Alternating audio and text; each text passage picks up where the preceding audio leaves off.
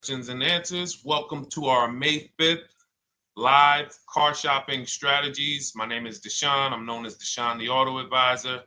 And over the next 60 to 90 minutes, I'm going to be sharing what we call the cars from home philosophy, the way you can shop, get bids, make your car buying simple, empower yourself, and guarantee that you did not leave any money on the table. We're going to talk about a lot of things you may not be familiar with.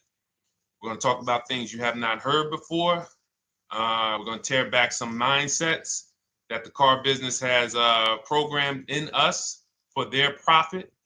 And we're going to tear down those mindsets because they're costing us thousands and they're making the greediest dealers in this country thousands of dollars. And we're going to get rid of that. So this show is sponsored by my new digital book. It's called Cars from Home, 7 Steps to Saving Time, Money, and Avoiding Dealerships. So I wrote that book to give you everything I know, everything I learned at Mercedes-Benz, at General Motors, running my own brokerage, and the hundreds of people, thousands now, that we've helped since 2021 to empower themselves in their car purchases. So part of my welcome offer to you is it's normally $97. You can get it for $24. That's my welcome offer for 30 minutes, anytime during the broadcast.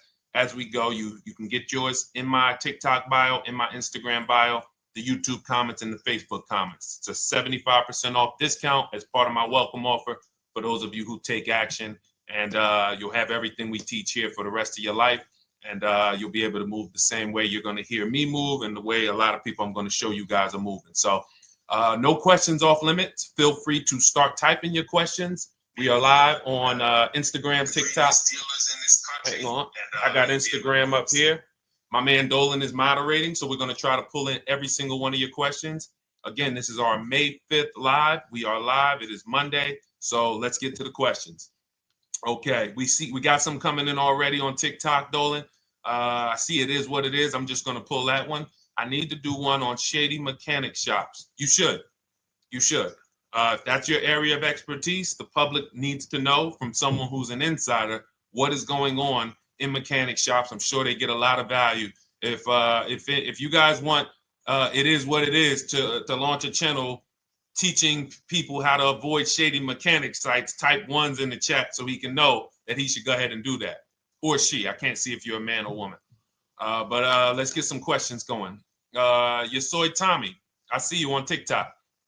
Interested in leasing, but I know I will go over the mileage. I drive a lot. Well, here's what you do. Give you an example. I'm leasing right now. I've never needed more than a 15,000 mile per year lease. So all of my leases have been 12,000 miles. I've never needed more than a 15,000 mile per year lease. Now, sometimes, that was because my family worked a little further from where we lived. We got a 15,000 mile per year lease, but most of the time I'm getting 12 because that's what I need. That's what I use. Now I'm paying $499 a month for this $55,000 Infinity truck. I got a 1% lease on it. I got my bids, the way we teach at Cars from Home. We're big on multiple offers. That's the only way you're going to save the big money and guarantee you got all the money is to get multiple bids. We teach you how to do that. You can do it by phone too. If you want to try to do it by phone, God bless you. We do it through email. We do it through emails and templates, and that's what we do. But I'm paying $499 a month for 12,000 miles. Now, let's just say I needed 15,000 miles. I would have bumped that lease up, and instead of $499, I'd be paying probably $30 more. So call it $530. Now, let's say I'm a high mileage driver at 20,000 miles. That instead of $530, I would probably be paying $620. And there I got my 20,000 miles per year.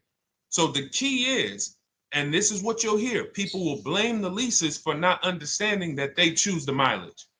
The mileage is not selected for you unless you go into a dealer and say, hey, work me up a lease. And then they're going to choose the mileage, probably give you 10,000 miles per year, and then try to close you on that. But that's not the way we shop. We're going to shop and we're going to adjust our miles based on what we need. So if I needed 20,000 miles per year, I would probably be paying $620 instead of $499. If I needed 25,000 miles per year, I would probably be paying $680. So I'm just paying, we get what we need and we enjoy our leases. because when we buy these cars and we drive ridiculous miles, we depreciate our cars, we destroy the value, and then we still have a loan on it in a lot of cases for a vehicle that we have destroyed the value in because we put 60,000 miles on it in 3 years. So our loan is moving very slow, but our vehicle's value is dropping through the ground very fast, which is typically how we end up with $15,000, $20,000, $25,000 in negative equity. I used to see it all the time in dealerships, especially when I was in when Uber took off. When Uber took off, year later, 2 years later, 3 years later, we had tons of people coming in with Hondas, coming in with various cars that had 200,000 miles on them, but they still had 3 and 4 year loans left. And, that's just a recipe for disaster. That's a recipe for disaster. So you should not be leasing, though, if you keep your cars 8 years. Some of you familiar with the 8-year rule, you understand. Everyone should not be leasing. I want to make that clear. Some people say, Deshone, you believe everyone should be leasing? No, I don't. If you are not keeping your cars 8 years, then you should be shopping for below market leases. Don't forget those 2 words, below market leases. Because if you're paying what everyone else is paying for their leases, it's not going to make sense. Some of these strategies are not going to make sense. You need to be getting below market leases. And the way we do that is to comparison shop, get multiple offers from dealers, have them compete for our business, and then we get these leases that no one else can get. Great question. So what if I go over 20,000 miles? What do you recommend doing? You choose your mileage wisely. In my book, I have a section called Choosing Your Mileage Wisely. The whole key with leasing is to scope out the mileage you're going to use, and that's what you shop for.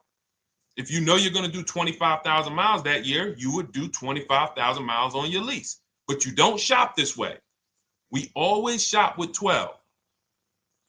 A problem with leasing is once again, you go into the dealership, you say, work me up a lease. They're going to work you up what they want. They're going to say, hey, put 5,000 down. Who's had that happen? You go and you look for a lease and they tell you how much money you need to put down. Type me if you've had that happen. And again, welcome to everybody. This is our May 5th live. It's Monday, May 5th. Whether you're watching this today or you're watching this later today, because we will be rerunning this for those who couldn't make the show. Tell your friend they can catch it on our channels. But this is our live show. We're live every single Monday through Thursday at 12 noon. So you'll see people who will go and get blessed transition. You've had this happen. This is what you go in. They work you up a lease. Here, you need 3,000 down. Yeah, you need 3,000 plus your taxes and fees. What do you want to do? So that's them customizing our leases. We never want to do this. We want to customize our lease and run it like this, a template. All your leases you get with, ready?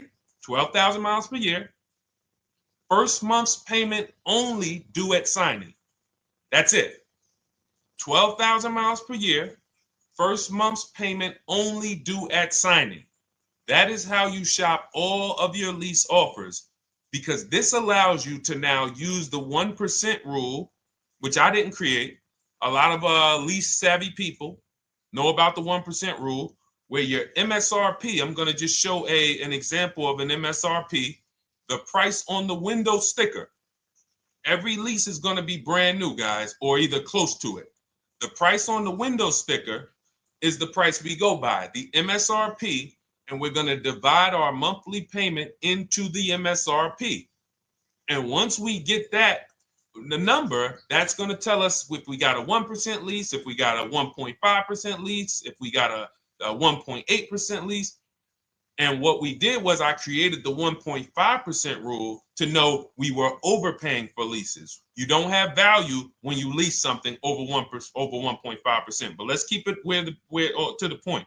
The point is you're shopping all your leases, first month's payment due at signing, 12,000 miles per year, and then you're using the 1% to 1.5% rule to gauge the value.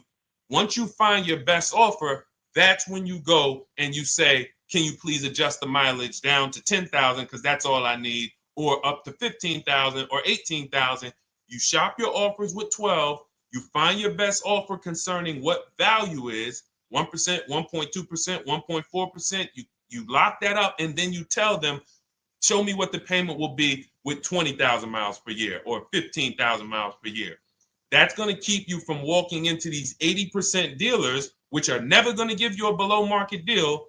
When they drop their prices, they're never going to drop low enough to beat their competition. That's why their name of the game is them keeping you from checking their competition. And then you avoid these people, you find those deals, and then you adjust the mileage with that dealer. But choosing your mileage is very important with a lease.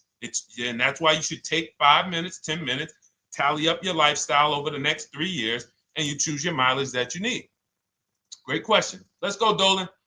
I'm getting married today. Congratulations to Ash on Facebook, everybody. Ash is getting married today. Congratulations. May God bless you with a healthy, lifelong marriage. Hallelujah. All right. Angel on YouTube says, can I lease for 36 months, then purchase to have a lower payment instead of buying at a higher payment? Now, what he's asking or she's asking is, I want this new car, but if I buy the new car, then I'm going to have to pay for the new car, in which case it's too unaffordable. So can I lease it first and then buy the difference at the end? Yes, you can. Let's talk about why that's not that financially wise. There are signals, guys, that tell us we are looking at vehicles that are too expensive for us. Signals. Would anyone on here take a 50-year mortgage? Anybody? Anybody? We got some smart people on here. Anybody volunteering for the 50-year mortgage, ladies and gentlemen? Anybody? Come on, somebody.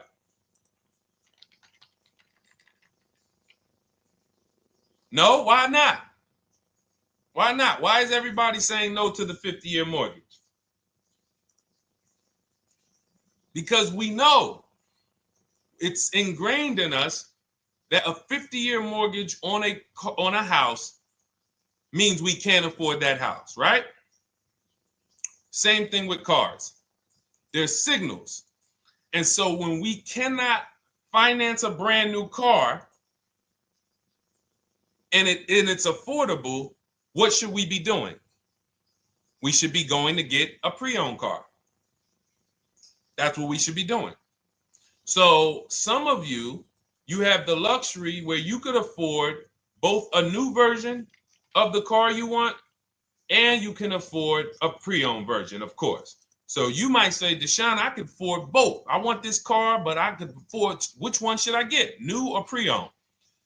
Thank you to the new gifter, Jeffrey Jones. Welcome. The Black King. Thank you so much. Gifter badges. Appreciate everyone who supports this broadcast. Thank you so much. You helped me to keep this information going. So what you're saying is, I could afford both. Which one should I get? In that case, it's a matter of your values. Do you want a brand new car? You want to treat yourself? You only get it every 10 years. So it's like, hey, I only get a new car every 10 years. I'm going to treat myself to a brand new one. Curtis Thomas, thank you for sharing. Or you might say, you know what? I want to go to value play. Even though I could afford a new one, I want to knock 20, 30, 40% off the price, and I want to get me a pre-owned version. So that's the people who could afford both. Some of you, you're like Angel, who like, I want this car, but I can't afford it new.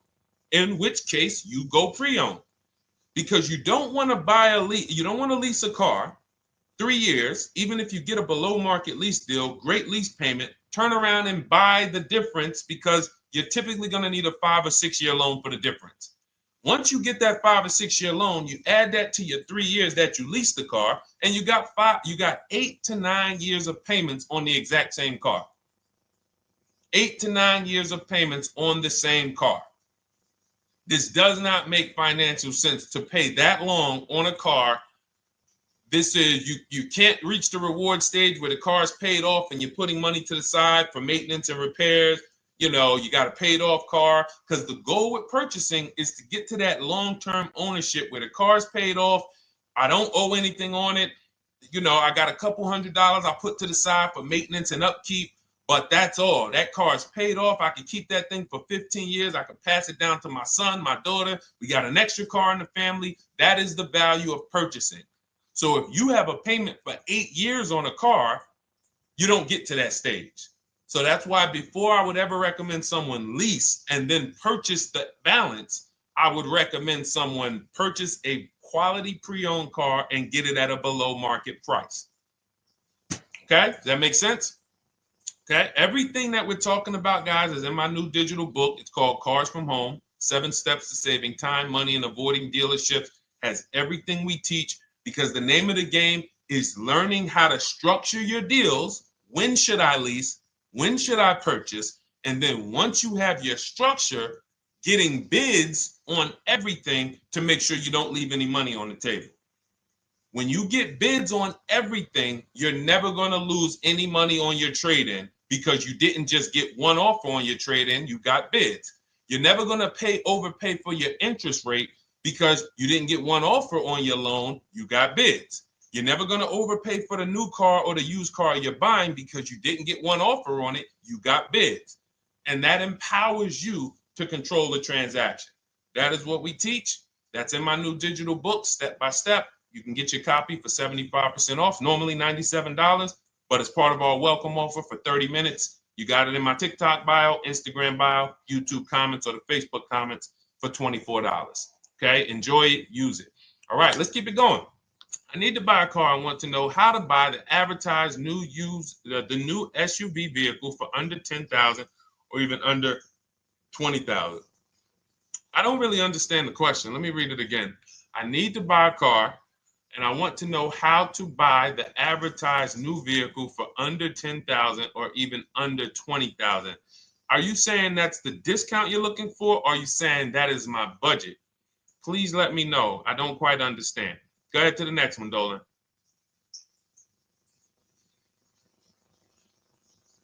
All right. If the Carfax report only has service maintenance, is it okay to purchase? Okay, so all right, this is a great question, guys. This is about used cars. Who's going to be shopping for a used car in the next year? Type the letter U. Type the letter U if you're going to be shopping for a used car in the next year. And for those who just joined, this is our Monday, May 5th, live car shopping strategies. So we are live every Monday through Thursday at 12. And for those of you who are watching the rebroadcast later in the day, you can, you'll get your questions answered. Somebody might ask a similar question, or you can join us Monday through Thursday at 12 live. Yes, so we got a lot of people who are going to be shopping for a used car. We got Buffy on Instagram, Fran Bar. Who else? A lot of people not buying? Okay. Instagram, the only people buying used cars? Okay, well, let's talk to you guys. Listen, so here's when you're looking at a used car, what you're focused on is first the service record. First the title history.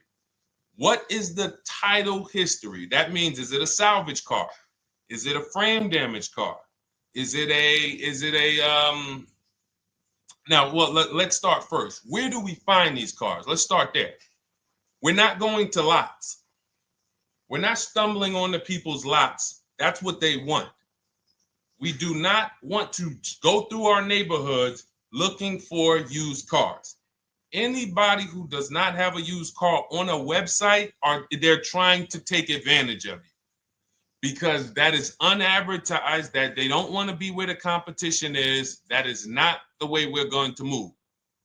And for years, it was like that. You drive past a dealership on the weekend, you see hey, oh, look, they got this nice yellow car, a nice big red car outside, and you just pull right in.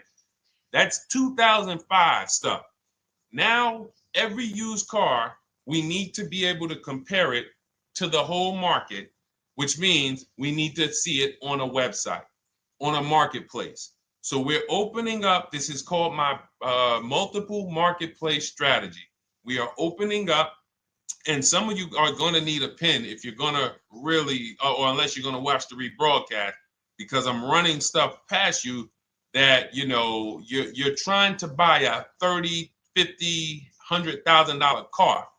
We're not talking about how you're going to get a couple things from Amazon and, set up a little home studio for $2,000.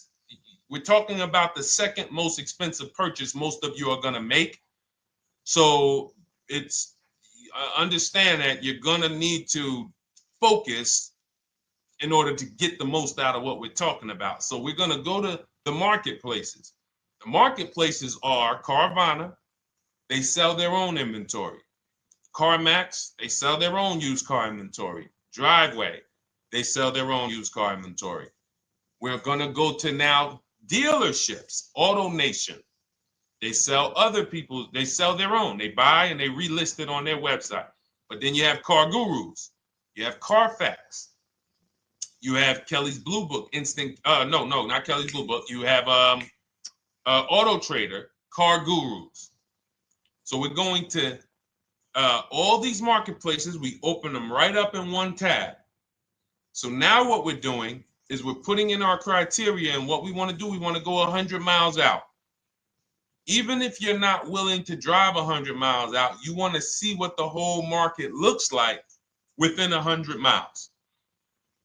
So now, if you know what you can afford, then you can put in your price criteria.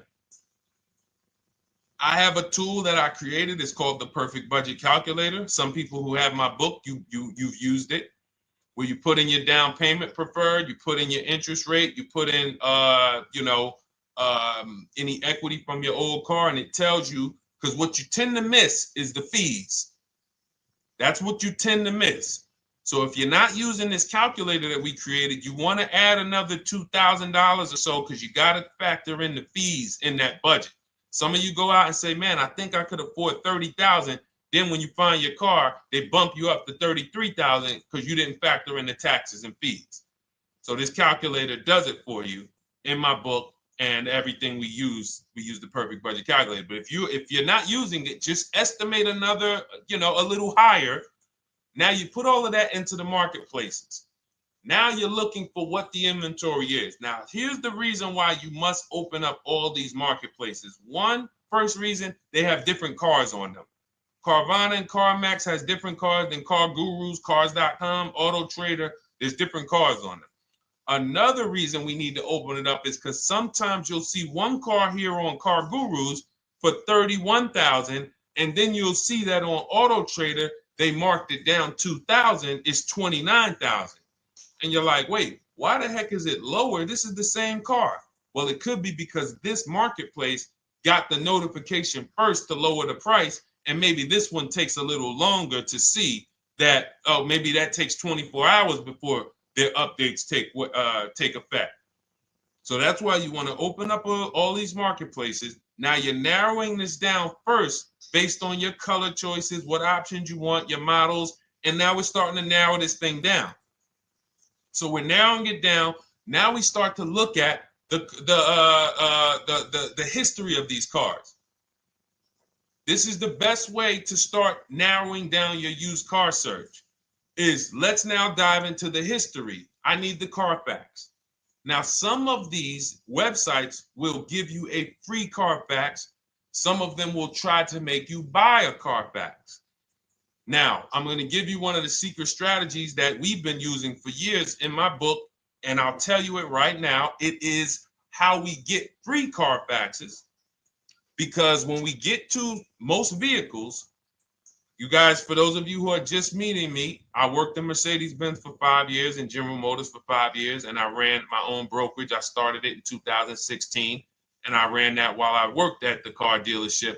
So I have a lot of experience and have seen a lot, and that's why I'm able to teach these things. I also love numbers. But one of the things that I know is almost every dealership has a contract with Carfax. So every dealership, we pay Carfax already. So what we're able to do is when we list our inventory on our websites, we're able to list the Carfax with it. We're able to provide that free of charge. But when we pay Auto Trader or Cars.com or Car Gurus, we are not able to actually push our Carfax to that marketplace. But if you come to our website and you find the vehicle on our website, most times you will find the Carfax for free. That is what we have been doing for years. So that now we have the Carfax, because the Carfax is the only way we can see those service records right now, because we've already narrowed it down based on, first thing we're doing is we're looking at title history, frame damage, salvage title, rebuilt title, total loss. That's the type of vehicle. The next thing we're doing to narrow it down, which is where many of you get in trouble, is you're looking at the service records. Skipping service records, buying used cars without seeing service records is disaster. The biggest indicator on if a vehicle was taken care of is what is on those service records. And if you can't see those service records, then I would not buy the car. Somebody say, oh, I'm changing the oil myself. If you don't have proof that you have changed the oil yourself, I cannot see it. I cannot see that you have maintenance this car, and that's a turnoff for me. Because now when you drive that car a year later, 2 years later, things start happening. You have no one to blame but yourself. Now the regret kicks in. Man, I knew I shouldn't have got this. But chances are, if you find a quality vehicle and you see service records on that previous owner's report, that's going to lead to a quality experience. Okay, so that's pretty much how the initial part of our multiple marketplace strategy. As you can see, we have this to a science. Nothing that we're doing is by chance. Nothing we're doing is on a whim. That is it. But let's go to some more questions. And I think the biggest thing I want everyone to understand so far is that we don't wing anything in this process. There's nothing, everything that I'm teaching you is going to be out of our systems. Now, some of you have different learning styles. So let's address this. Again, welcome to our May 5th, Monday, May 5th live. We're live Monday through Thursdays at 12 noon. And we rebroadcast this for those who couldn't make it. You can share this with your family. Tell them, hey, visit Deshone the Auto Advisor's channel. He did a great show earlier. He answered some questions that everyone had. You can watch the broadcast all through the rest of the day. Now, but we're live every week, but we're live right now. So now the biggest, some of your learning style is different. What we teach is we have the ultimate do-it-yourself guide. This book is rated 5 stars. Thank you to everyone who's rated it on Goodreads. Just pull it up right here. For those of you who are actually on Instagram or YouTube, TikTok, you won't be able to see this right now. But the book is rated 5 stars. We appreciate you. And this is the ultimate do-it-yourself guide, whether you're new cars, used cars, leases, bad credit, how to make banks bid for your financing, high mileage driving. It's all in there, step by step. And it's a digital book, so you don't have to wait for it. As soon as you get and hopefully you get there before the 30 minutes, so you get your copy for the $24 instead of the $97. That's our welcome offer. But that's your do-it-yourself guide. Some of you, you're a do-it-with-you person, and that's Shop with Deshone. You like videos instead of reading. You want coaching. You want support. You want a community. We have 1,600 people in our Facebook group. That's our Shop with Deshone. We've had 2,200, almost 2,300 people come before you. When you see me share people like Zafrina and like Melissa and Sheree, Ken, all of these people who are, they're showing their car deals that they got. Look, took me about 30 days. He went through, past Friday, locked down 2 vehicles, 2 Yukon 2025. Said he dropped sold the BMW. They dropped the price down to 70 grand. So they took off like 5,200 for him. These are all people who are in the Shop with Deshone. Their learning style is they prefer videos. They prefer, coaching with me. But again, it's the same information. So I want to be clear. It's just your learning style. So if you are like Deshone, give me the blueprint and I will run this thing. That you're going to be like the people who send, like Marie. Marie just wanted to let you know she got our book. Using the book, I saved over $13,000 off MSRP. Now, here's where the feelings get hurt. And this is not my intention. But some of you have these same vehicles that you're going to see me sharing that our people get. And when you see what they paid for them and what they're getting off of them, you're going to see, wow, I did not get that. I did not get that type of discount. So all of you who have this 2025 GLC coupe fully loaded, she said they took $13,000 off MSRP. She got her bids from home, got my payment to be hundreds lower per month, maintenance included, no money down. We are masters at no money down deals. You should not be putting money into these cars unless you intend to keep them for 10 years and you got a great price already. You got a huge discount already. You should not be putting money into these cars. I have never done more than $1,500 out of my pocket for any lease. And when my car that I bought, I put money down on that because I bought it to keep it. But everything else, we are shopping with no money down. So you're going to see that a lot. So again, depending on your learning style, you can head to my bios and to the comment sections, open the Cars from Home Toolkit, Shop with Deshone might be right for you. I don't care how you get the information as long as you are saving the money. I don't care. If you could do it with a $24 book, do it with the book. I would rather you say, man, this guy Deshone helped me. I bought his book. I got it on the sale because he did the welcome offer for $24. And man, I done got 4, 5, 6 cars using this thing. And all I paid was $24. Congratulations. I will celebrate that. I wish that for everyone, but that's not everyone's learning style. So, okay, Dolan, let's keep it going. I'm sure we got a lot more questions coming in. Molly from Facebook, great to see you. Needed to be here. Well, I'm glad. I just ordered a new vehicle last week, expected to arrive in 3 months. I need a breakdown of how to get out if the options they want, get out of the options they want to the MSRP. Well, first of all, what you want to do is you want to get bids now. You do not want to wait. Those of you, she's ordered a car. She's scheduled to be here in 3 months, and she has not locked in her pricing. Now, the reason when we order a car, we are always getting our bids first because the closer your car comes to arrival, the less leverage you have. They know once that car comes in there, she's been waiting for 3 months. She is not going to want to walk away from this car. She is not going to want to do this all over again. And they're going to probably take a shot and say, or if you look for a discount at that point, you probably are going to be like, no, I'm sorry, we can't give it to you. So what we're going to do is we have to now send that request out. Now, there's 2 ways for you guys to do this, whether you're leasing or purchasing new cars. 2 ways for you to do this. You can do it your way, which is calling around. Calling around, not going into dealers, calling around, ask for sales managers, try to get yourself at least 5 offers. Because the only way you're going to see how overpriced the offers are is to actually get multiple offers. So I'll give you an example. I'm showing you guys on the screen what a market report looks like. So we also have a division. We shop for people's new cars and their leases if they have good credit. So when you see, oh, I tried to pull it up. It's not loading. So what you're going to see, and some of you who've used our stuff, you can testify to this. There is a huge spread between the best price and the worst price. Huge spread. So in order for you to know you actually got the best price, you need to see 4 other offers that are higher. I'm going to say that again.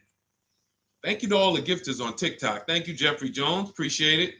You need to see other offers that are higher. So let's go back to my car. This dealer who won the bid for my Infinity truck saved me over $8,000. Now, he said to me when I was making the deal with him, he said he knew that I was not going to find a better offer because he had used a special coupon he had to apply towards the deal. He needed the deal that month, and that's why he won the bid. So he's able to take off $8,000. If I was purchasing, I would have got $8,000 off the price. But I leased it, so my lease payment was $499 a month with $1,270 down total. And $1,270, $499 of that was my first payment. So every other offer that I got, $560, $605, $640, $700, $750. That's how you know you did it right. If you don't have a bunch of the 80%, we call them. This is the 80%. Some of you have heard me say we don't negotiate with dealers with fake fees. It's a losing battle because even when they take off all the fees, they're still super high. I'm going back and forth by email. So if you're using what we teach, you're taking minutes out of your day. You're going back and forth with email. We close deals in 60 to 90 minutes. I'm not inviting anyone to car college. 60 to 90 minutes of emails back and forth. Next thing you know, we're closing a deal. But you're going to see, even after back and forth and telling the dealers through email, you can do it by phone. Hey, I'm shopping other dealers. Please make me your best offer. I have all the templates written. So when you're using our stuff, you don't even have to wonder what you're going to say. You just copy and paste our template. But even after that, you're going to see, wait, these people are still giving me super high prices, even though I told them I'm shopping, even though I told them I'm serious, I could buy the car right now, even though I gave them every single thing I need to give them to get an offer, they're still $150 a month higher than my best offer. That's going to prove to you that they are the 80%. They are not coming down.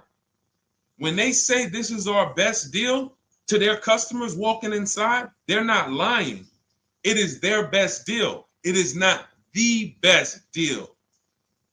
It is their best deal. Their competition's best deal will blow their best deal away. And the only way you do that is by getting bids. So that's what you need to do, Molly. Take exactly what you're looking for. If you want to call around, call some sales managers and say, hey, listen, this is what I'm looking for. I put in an order, but I'm not dead set on the price yet. Haven't really gotten, I want someone to lock in a price for me. And hopefully you're purchasing, because if you're leasing, it's tough, because once that lease comes in, you do not know what the lease program is going to be. So if the lease program is bad, then you could find yourself jammed up. Now, here's what we try to do to prevent that. It's not always possible. Here's what we try to do. Once you have found the best dealer who's won the bid, now what you're going to do is say, based on this price that you're selling me the car for, can you give me a lease estimate now? So let's say I'm ordering this Infiniti. I shop around, I find a dealer who says, all right, Deshone, I'll place the order. I'll take $6,000 off list price for you if you do the business with me. Perfect. Can you give me a lease quote based on that now? I know this is not the vehicle. My vehicle's coming, but can I get some type of an estimate of what it would be? And then I look at that, and if it's affordable, now I place my order. But I'm not placing an order for a lease blind, not knowing what my payment's going to be when that car gets here. Okay? Does that make sense? I know I may be typing, this is heavy. That's why I told you guys, when you're here with us in car buying, below market car buying strategies, this is like short 60 to 90 minute master classes. This is not lives where I'm showing you how to make macaroni and cheese and turkey and like, okay, yeah, you got your music playing in the background. Hey, listen, all right, what I need? Oh, hand me the Sazon. No, you could do multiple things. This is heavy finance talk for 60 to 90 minutes, and it will change your life. And I just saw my girl, Lisa. Lisa, good to see you. Lisa's been, she's been learning from us and rocking with Cars from Home. Let me see. I'm glad you clarified, even if no money down on the lease, you still really have to give them the first month's amount. Yes, I don't know what I'm going to do yet, buy or lease. No matter, I'm learning lots and sharing with my peeps. Thank you, Lisa. Thank you. Now, technically, you don't have to give them the first month's payment either. What I do is our templates all involve shopping, first month payment due at signing. But if I wanted to, so let's say, for example, on this $499 a month lease I got on the Infiniti, and I'll actually will add this because I'm glad you said that. The lease that's your first month's payment, so it's not considered money down. It's considered your first month's payment because you're leasing, you're paying 36 months or 39 months. We don't do 4-year leases. We don't even do 3.5-year leases in most cases. We're not doing it. It's 36 months, 39 months. And if they have a really, really good program for 2 years, they will tell us about it. But we shop for 36 months. But you can tell that if I wanted to tell them, you know what, I want to do a straight sign and drive. I don't even want to give you the $499 for the first payment, which means you're asking them to pay the first payment, then it would have just been $500 going back into the cap cost, which would raise the payment probably with interest and taxes, maybe 15, 17 bucks, something like that. So if I truly wanted to bring nothing to the table, I can just have them to, cap the first month's payment. You can do that. You can do that. So you can ask any questions. I know you're in our Facebook group, and so you let us know. But the 8-year rule is your basis for leasing versus buying. The 8-year rule, when you guys open up my book, you'll hear me talk about this. I'm going to make a whole lot more videos about the 8-year rule because it is the parameters for how to know whether to lease or buy. It takes into account how drastic cars depreciate. They lose value like crazy. All the losses are in the first 5 to 7 years, and you don't win until you've kept the car at least 8 years, compared to someone who's getting a below market lease. So let's take an example. You look at somebody like, Brian. Brian got my book. Just finalized my first ever lease using your system. 2025 HRV Sport all-wheel drive, $30,000, $505 MSRP. So this is a $31,000 vehicle almost, and he got it for $395 a month, which is a 1.2% lease, no money down. Now, his initial quote from this dealer was $434. This is the winning dealer. But in my book and in our systems, we have a counter offer calculator where we put all the offers we get into the calculator, and then it calculates the best offer and it tells us what to counter. So his initial quote was $434. He countered with the calculator and ended up closing his deal at $395. So these are the people that, for all of you who you're like, wow, are there any cars out there with a $300 payment anymore? Well, if you're buying a car, you are buying it at a $300 payment. You could only spend, who knows, every $5,000 on a vehicle is about how much per month. Every $5,000, when you're looking at a car, every $5,000 on a 5-year loan, which is what you should be defaulting to, is about how much per month. Thank you, Nikki. Nikki got a #1 gifter badge. And I don't really know what all of that stuff means, but I definitely appreciate it. The Black King, thank you so much. I just know it means you guys support the show. So I appreciate it. So who knows? Every Nucci Graham is and I wanna Nucci Graham will address you next, because as soon as you get your book, on the thank you page it says, "Thank you for your purchase. Click below to open your book." So we'll address that shortly. But okay, thank you, Lisa. Yes, every $5,000, and Nikki, $100. So this keeps you in the safe zone. When you are looking for how much loan I'm going to take, you are looking and saying, every $5,000 is going to cost me roughly $100 per month. So if I want to spend $400, then my loan needs to be about $20,000, which means I'm looking at this car. If I'm going to buy it for $23,000 plus fees, and I want to be at $400, I'm going to have to come up with some more money down, because I need to get my payment here. I need a $20,000 loan. I'm not going to go in looking at a $20,000 car and thinking, man, can they get me to $250 a month on this? No money down, because the math doesn't make sense. Because the only way they can get you to that is to put you in a 7 or 8 or 9 year loan, which is a horrible deal. And they've done it to a lot of people, because you go in and you just say, get me to this monthly payment.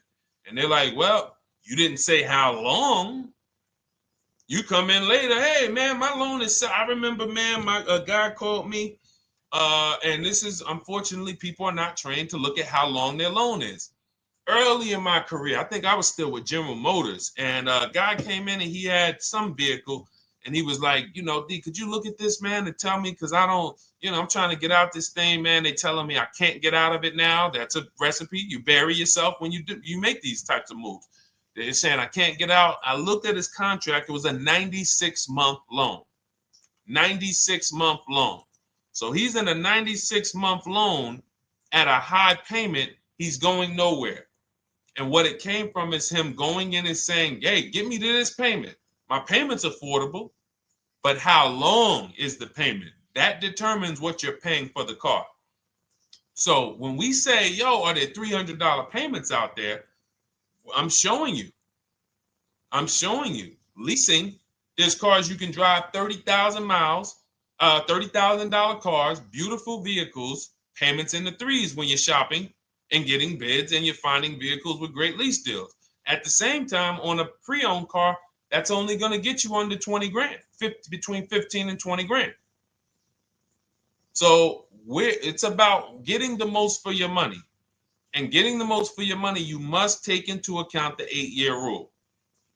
If I'm not keeping a car 8 years, I should be shopping for a below market lease. I'm not tying up any of my money in this car because I'm not keeping it long enough to have all of that money benefit me. Does that make sense?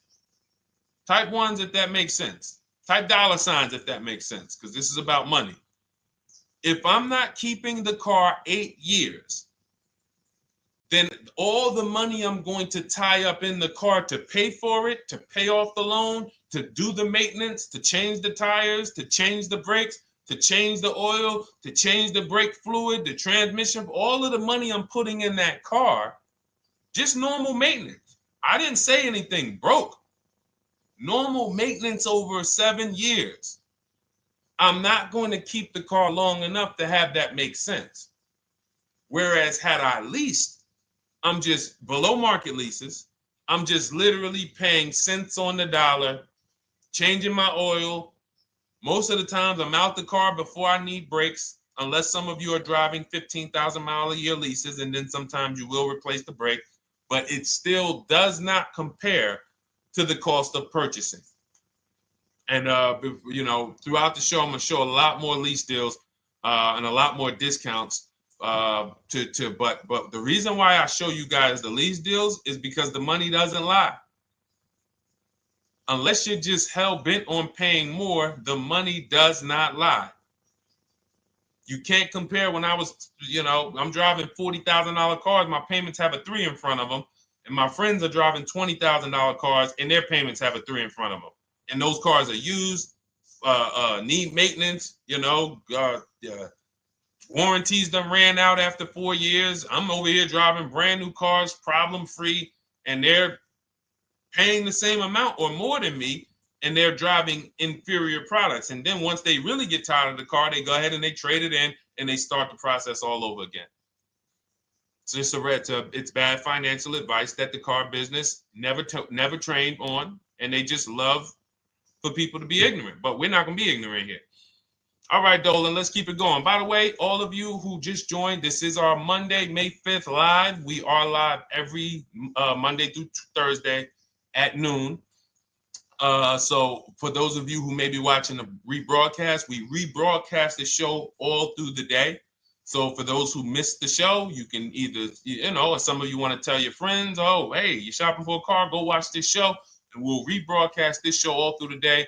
And we rebroadcast all the episodes through the weekend. So for those of you who didn't have time, you're like, man, I want to catch up on all the shows, all the questions that were asked. We'll rebroadcast those through the weekend.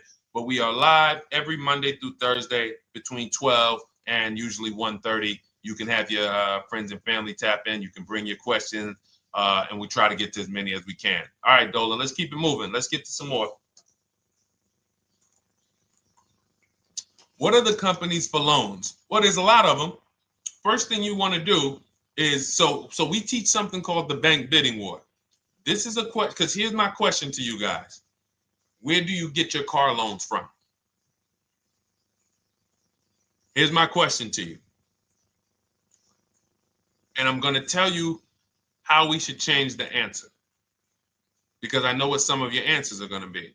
Where do you get your car loan from? Some of you are going to say my bank. Some of you are going to say the credit union.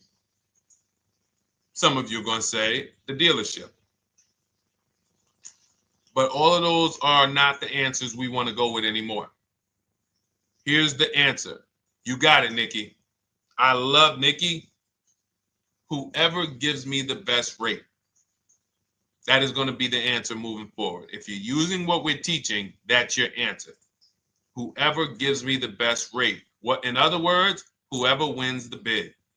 So what we're doing is we are not just going to our credit union and having them run our credit, give us a rate, and now we going out and we're shopping with a check in hand and we're shopping with our back against the wall because the bank says, well, hey, you know, your pre-approval expires May 17th, so you hurry up and find a car or you're going to have to come back and run your credit again. Now we're over here and our bank is putting our back against the wall. That's ridiculous.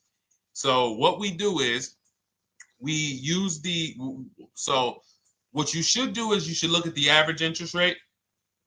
If you have average credit, look at the average interest rate, and then you use that to budget. Again, I have a calculator that we invented. It's a proprietary calculator. You can't find it on Google. It's in my book. It's in our course, Shop with Deshone, in our checklist, our video checklist.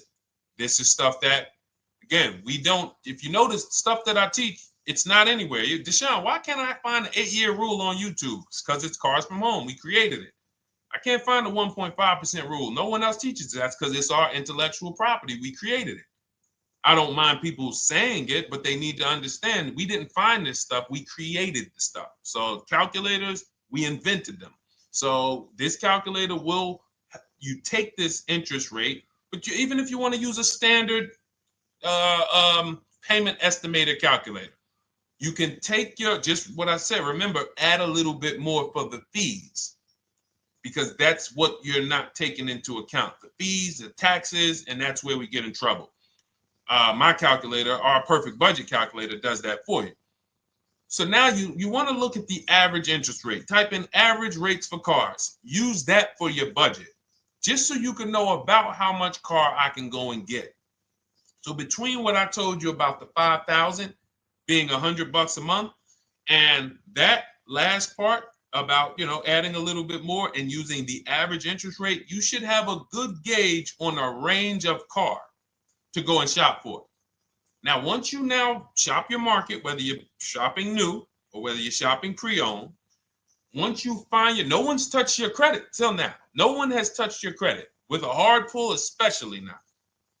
We do not, in order for this to work, like what Nikki is saying, where you're only giving your business to the bank or credit union that gives you the lowest APR. In order for this to work and for you to be able to shop freely, no pressure, you need to make sure you don't let anyone run your credit with a hard pull before you find your best deal on a car. Soft credit pulls, estimates of budgeting, the way I just said. Now, you go out, you find your car, whether it takes you a week or a month or 3 months. Bang, I found my car now. You lock the car up, put it under contract, you leave your deposit. You never, ever. How soon when you get a car does the dealership want you to take it? I like asking questions like this because we can prove how predictable most of the car business is. How soon after you purchase a car does the dealership want you to take it? Thank you, Janae. Immediately. Now, the reason for that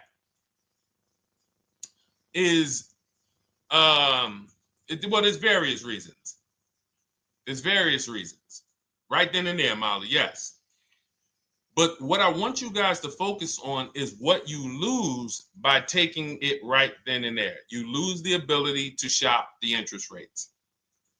And shopping the interest rates is very important because you'll always wonder, could I have gotten a better rate? So what you do is you lock the car up, you let them know, hey, I'm going to go home, just give me my, let me get my paperwork so I know exactly how much I need to tell my bank. And here's the key, if you guys can beat what my bank or credit union gets says, then I'll give you the loan. See, some people think that I teach don't let the dealerships compete. I never teach that. What I teach is don't let the dealerships be your first offer ever. They are always your last offer, and they're competing against other offers that you got. So now you're going home, your car's waiting, you're going to see what your bank, your credit union can do, and then you go online. You can go right online. Auto loans online, auto financing online. Let all of these banks and credit unions access your credit now with the hard pull, because there is an article that Experian did, and you can find it on almost any credit bureau, wrote an article on rate shopping. They allow you to have multiple lenders compete for your business within a small period of time. They say the window is 14 to 45 days. So if the window is 14 to 45 days, how quick do y'all think I want you to do it?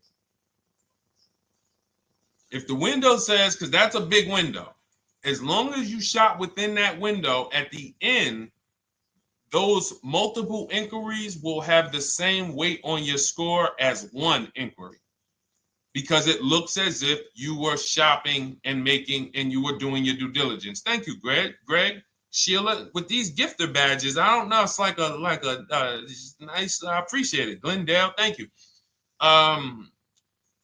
So with these, when these banks are competing, what you're trying to do is say, everyone here on my end, we call this the bank bidding war. This is round two. Round two is you are bringing your car home. I'm sorry, you are at home. You're going online. You're calling your bank. You're calling your credit union. If you have one, you're going online. This will take you literally one day, not even. This maybe take you an hour. Because if they say that the window to shop is between 14 and 45 days, I want you to do it in 24 hours. We want all the competition in 24 hours. Because that guarantees we are way within the window. They're going to look and see, wow, this person bought a car. They had multiple lenders competing in a small period of time. They're not out here just letting people run their credit over, every week. Some new banks running their credit. So now you call the dealership afterwards. You say, hey, the best offer I got was from such and such credit union or such and such bank. If you guys can beat it, I'll give you the business. You allow the dealer to now shop you to their banks. In which case, they're going to call you and say, hey, good news, we got you a better rate. Or, hey, good news, we couldn't beat the rate, but we can match it. In which case, they save you the time, they save you the paperwork. Or they're going to say, hey, listen, that's a great rate you got. We can't beat that. None of my banks can beat it. And in which case, we guarantee all around we got the best rate, which is the goal we're looking for. As Nikki said, I'm only giving my business to who gave me the best rate. That is the bank bidding war. So when you get your digital book, Cars from Home, you'll get that in writing. We also have it in our Shop with Deshone video checklist for those of you who are more do-it-with-me types. Again, we're all about your learning style. And some of you just like, Deshone, I see you. Can you shop for us? What are these? I'm seeing a lot of you guys shop for people, new cars, new cars, leases only. And you have to have good credit. Your FICO scores need to be over 670, all of them. But if you don't, again, same result. We've been helping people get these results since 2021. And again, I am all about speed. These are short videos. The book is boom, action steps, action, action, action, action. I'm not trying to teach you everything about cars. I'm trying to walk you through a path, a 7-step path to get to the result you want all the time. Okay, I'm not taking you to car college. You're not going into the car business. You just need to know how to get the best deal. And that's what it's about, step by step. Okay, but for those of you who are just coming on, this whole show is sponsored by my new digital book. It's called Cars from Home, 7 Steps to Saving Time, Money, and Avoiding Dealerships. It's a digital book. Everything we teach about new cars, used cars, leases, below market financing, high mileage driving tips, bad credit tips for those of you who have your credit is not going to qualify you for everything else we're talking about. You need specific strategy. We have that specifically for people with bad credit inside my book and inside Shop with Deshone. So that's why I never believe in one size fits all car buying advice, because all of you are in different situations. So how does somebody look saying, you all should do this? We're all in a different situation. I have a trade-in, he doesn't. He has a lease that's coming due, he doesn't. Oh, he has a lease that's coming due, he has equity in it, we need to help him get that equity out. He has a lease, it has an equity, but it has a third-party restriction. We can't talk to people the same. That's why everything we do is custom and letting you know, no matter what your situation is, it's very common to us. Very, very common. So, all right, let's keep it going. We got some more time, Dolan. Pull them up. More questions. All right, yeah, I see we got a couple more coming in on TikTok. How do I get the book? Well, the book is in my TikTok bio. In my Instagram bio, there's a website there. It's Cars from Home Toolkit. And then you'll see the welcome special for $24. So the book is normally $97, but as part of our welcome special, you got 30 minutes to get yours for $24. So you won't pay the $94. You get 75% off. We also have a link for you guys on Facebook and YouTube in the comment section so you can get your copy. And if you're going to spend a couple more minutes with us, I would appreciate if you share the broadcast with one person that you care about. So that can help, we can help get this information out and we can help change lives. If you didn't receive your ebook, well, first of all, as soon as you purchase your book, you're going to see a thank you page. It says, thank you, screenshot this page. And then it says below, click the link below to open your book. So you actually get the link to open it as soon as you make the purchase. And then I say, I also emailed you a copy. So sometimes people type their email in, one letter's wrong. Obviously, we can't send a book to an incorrect email, which is why I have my support team's email right on there. So that if you don't see that book within 5 to 10 minutes, you email my support team, hey, I didn't get the book. They'll get you the book right away. So as you can see, I want you to, Dolan, can you put up, do we have anywhere with, we can put up the support team's email for this person? And just send an email to support. There you go. Thank you so much. Support at Deshone the Auto Advisor. Thank you, Dolan. Best moderator in the world.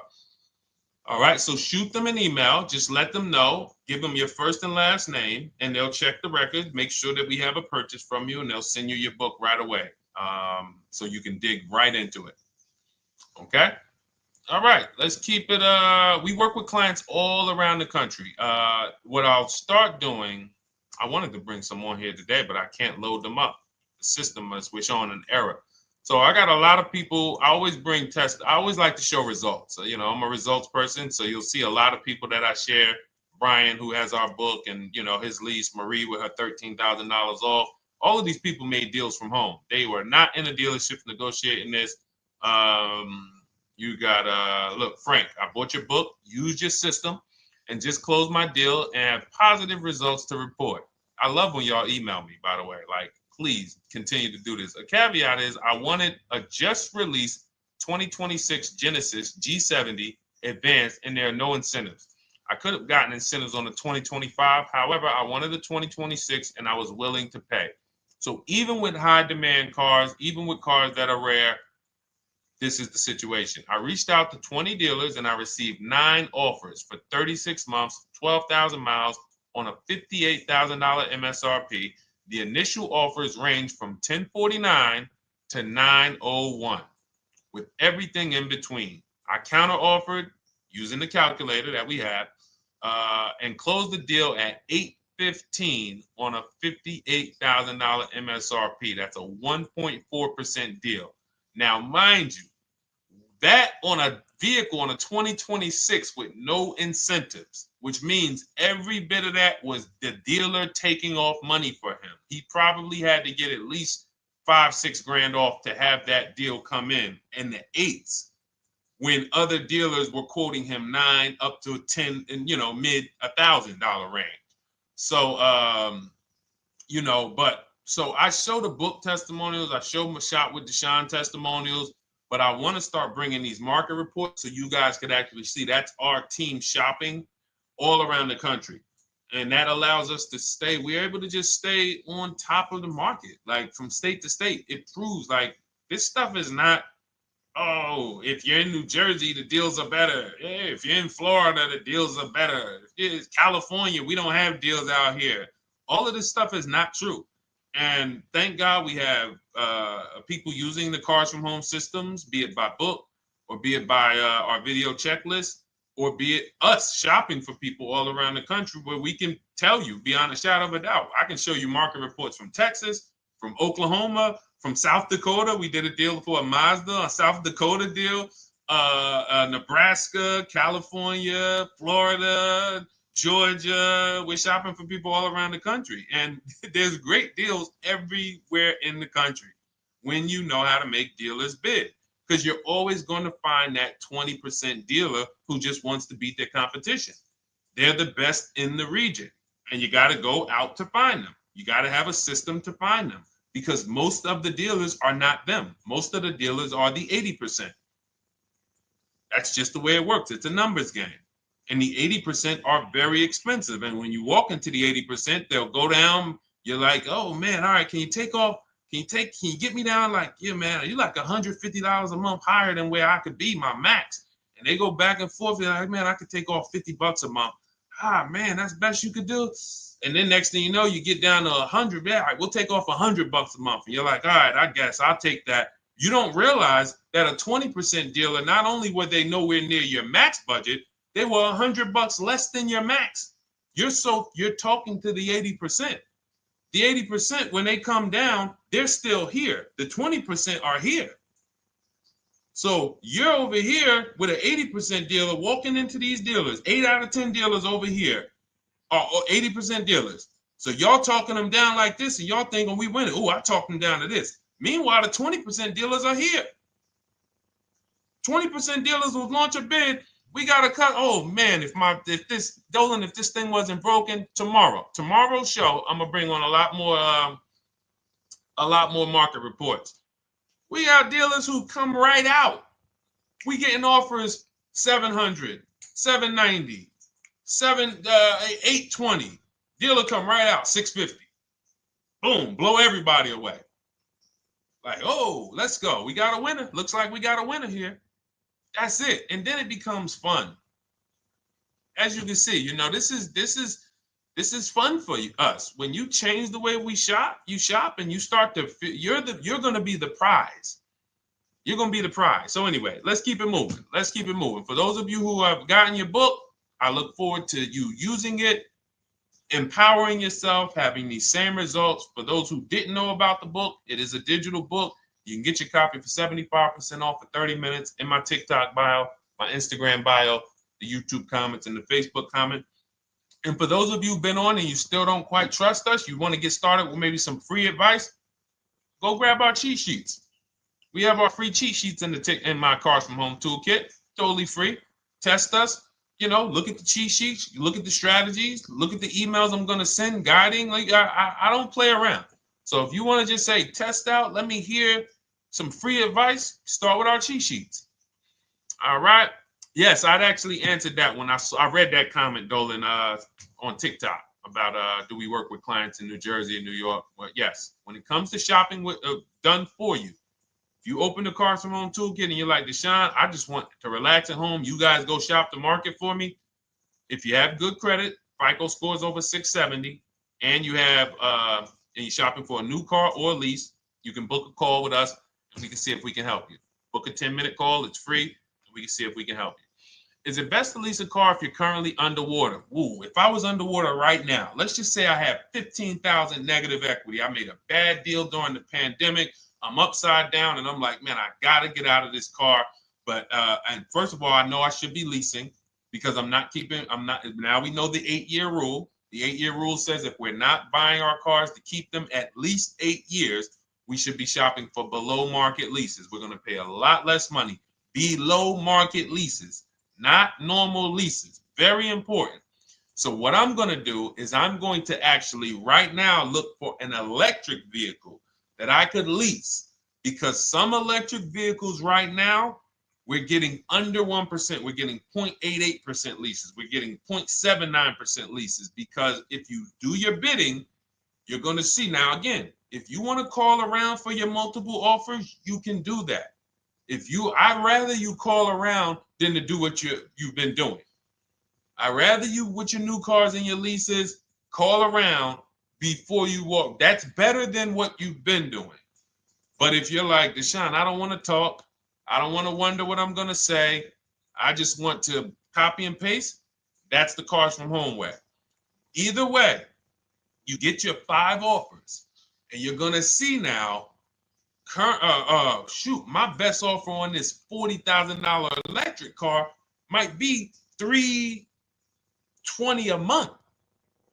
So I'm now driving a $40,000 car. If I didn't have my negative equity, then I would be driving it for $320. But now I got to bring this negative equity over. Now, the reason why you want to look at these electric cars for this is because if you try to bring a bunch of negative equity over, what ends up happening is you're now messing up the loan to value ratios, and the bank won't approve it.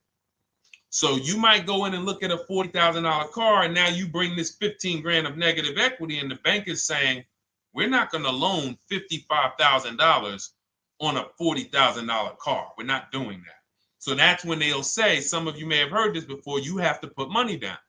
They'll say, we can't get you approved unless you can put $3,000 down, $5,000 down. You have too much negative equity, and the bank is not going to approve it all. But when you get your bids on some of these electric cars, you're going to get $10,000, $15,000 off. And this is specifically what I would be looking for. I would be looking for the electric vehicle that when I get my bids, I'm saving 15 to 18 to 20 grand off. And if you guys don't think that's possible, you haven't been here for long. You know, this is Milligan. She bought her Mercedes EQE last year. She literally, MSRP of her car was $79,245. She got almost $30,000 off the vehicle. Almost $30,000 off the vehicle. $51,359 is her price. $79,000 vehicle. She got it after rebates, after discounts, after everything. $51,359. So you take a vehicle that you can get a huge amount of money off, then you bring your negative equity over. So now that payment goes from $320. Yes, it might go up to $575 or $600 even. But I know I'm in a nice car now. I'm in a brand new car, and after 3 years, I'm done with that negative equity. So that's what I would be doing. And if God forbid the car gets totaled while you're driving, you're out of the negative equity in a lease. So if I rolled that negative equity, 15 grand over to this car, now I'm driving it. Boom. All right, I got this electric car. I'm out of the negative equity. I got a good value. I'm in a $40,000 car. My payment is affordable. Now I'm driving. Oh, shoot, car gets totaled. I'm out. I can go get me another car now. I can go and get the same exact car, but I can get it for $320 now. So, you know, that actually is the reason why people commit insurance fraud and total their cars or get them stolen intentionally. But no, that's just something to keep in mind. Something to keep in mind. Because most of you, when you start leasing, you're going to see that was my reason for negative equity. That was my reason I kept having negative equity, is because I wasn't leasing. And that was the reason I was paying more money for cars than I should have, because I wasn't leasing. And again, the key is getting below market leases. You walk into a dealership and say, work me up a lease, you're not going to have these payments that, you know, we're talking about here. It has to be below market leases. That comes through multiple offers. Only way. All right, let's keep it going. A lot more questions. No gap then. Is that your first time leasing? Well, no, we'll get to that. I see it's a little conversation happening on TikTok over here. By the way, everyone, this is our Monday, May 5th live. We're live Monday through Thursday. Tell your friends, please. I would love for those of you who are going to keep joining us to see some friends tomorrow, family members tomorrow, co-workers. When you are at work, when you're talking to people, if they say they're car shopping, I would love for you to invite them to our live shows Monday through Thursday at 12. And if they couldn't make the show, we will rebroadcast each episode for the rest of the day. So after today, after we end the show, if you guys want to refresh on some things or you want to whatever, you want to send people, we will rebroadcast this episode for the rest of the day. And then on the weekends, we put together a weekly compilation. We broadcast them all just for the people who couldn't make the live shows. But every Monday through Thursday, we are here. And yes, happy Cinco de Mayo to you too, Nikki, and to everyone who celebrates. All right, what do you think about waiting till December month, mid-month to buy a vehicle? I do not. Dealers need cars to sell before that. It's a myth. All right, we're going to dispel a myth, okay? When have we been taught that the best time to buy a car is?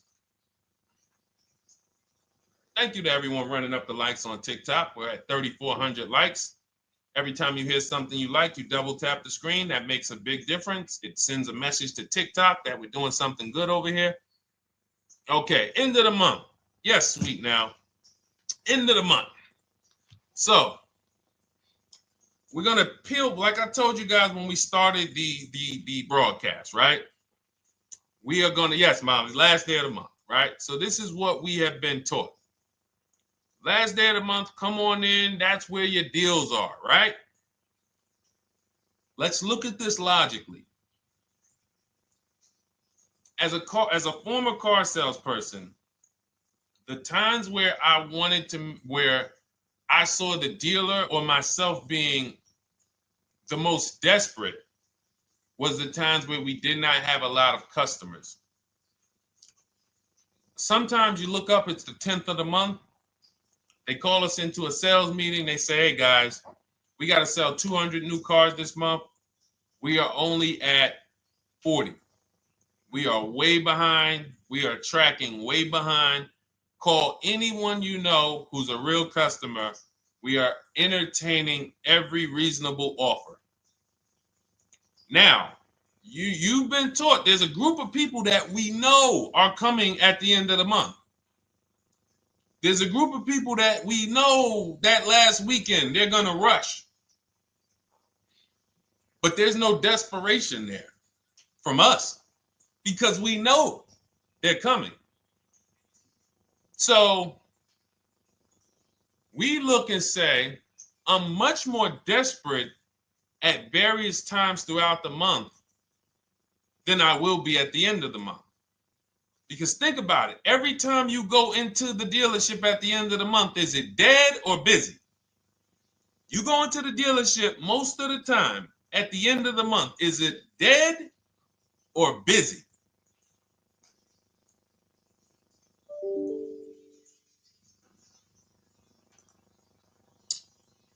Thank you.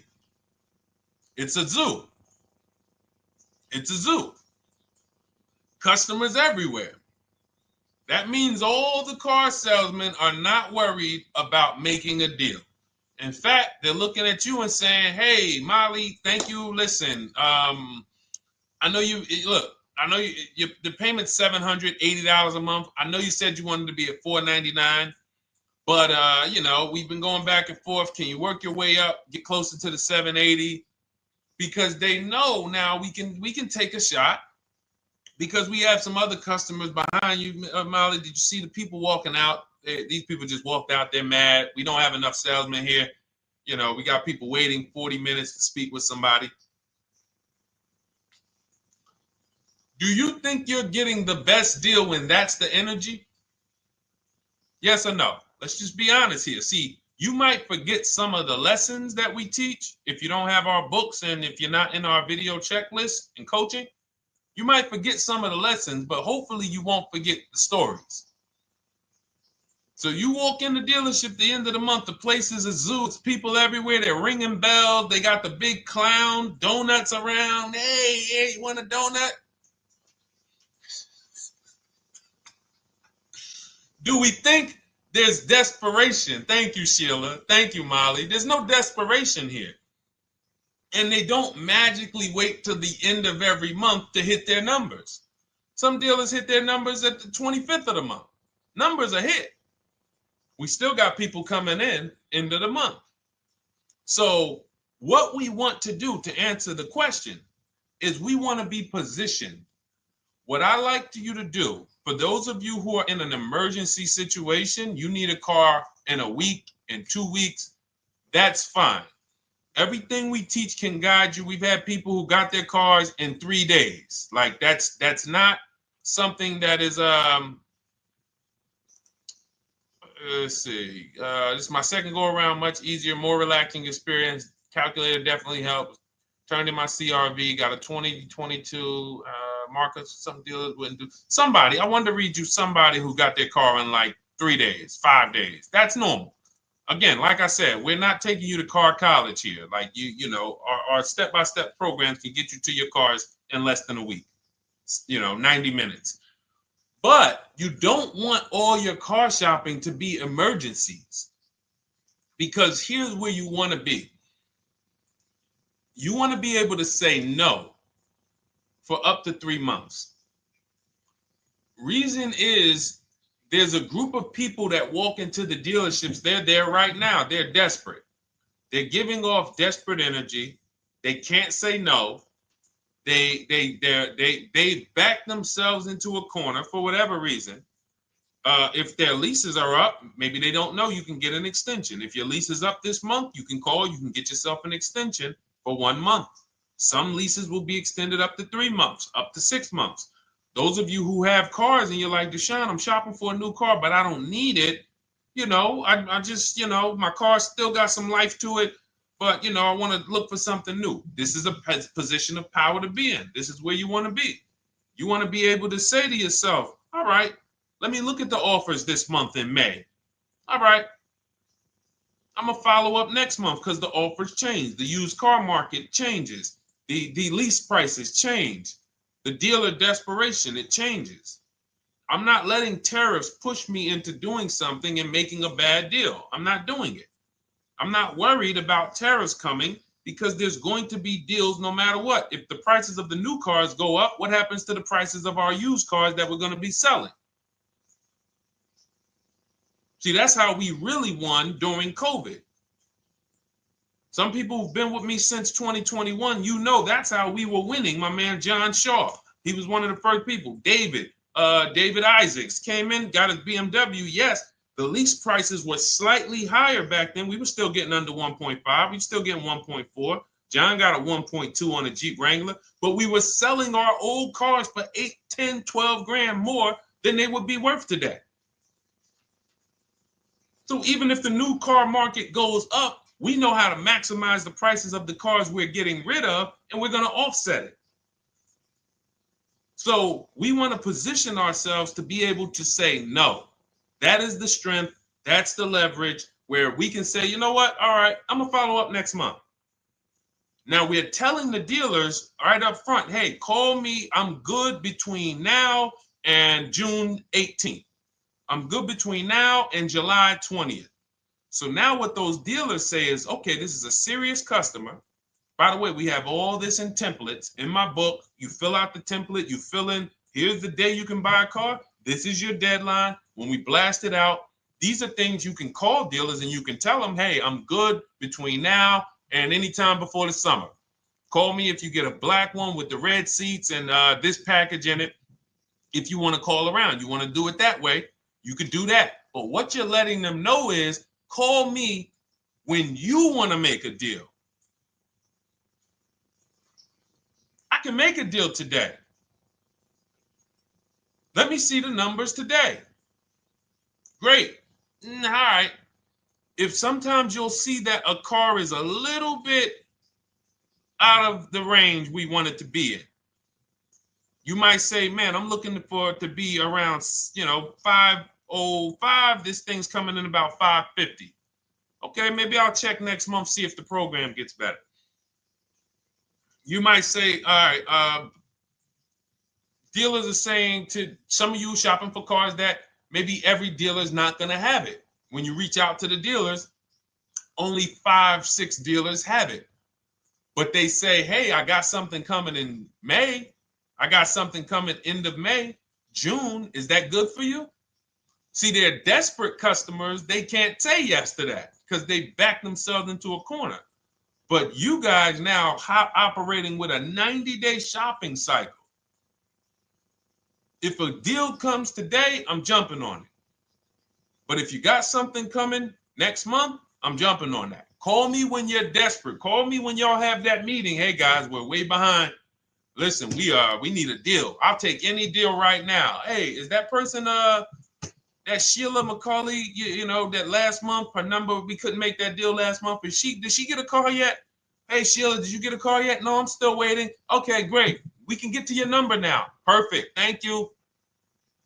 Positioned.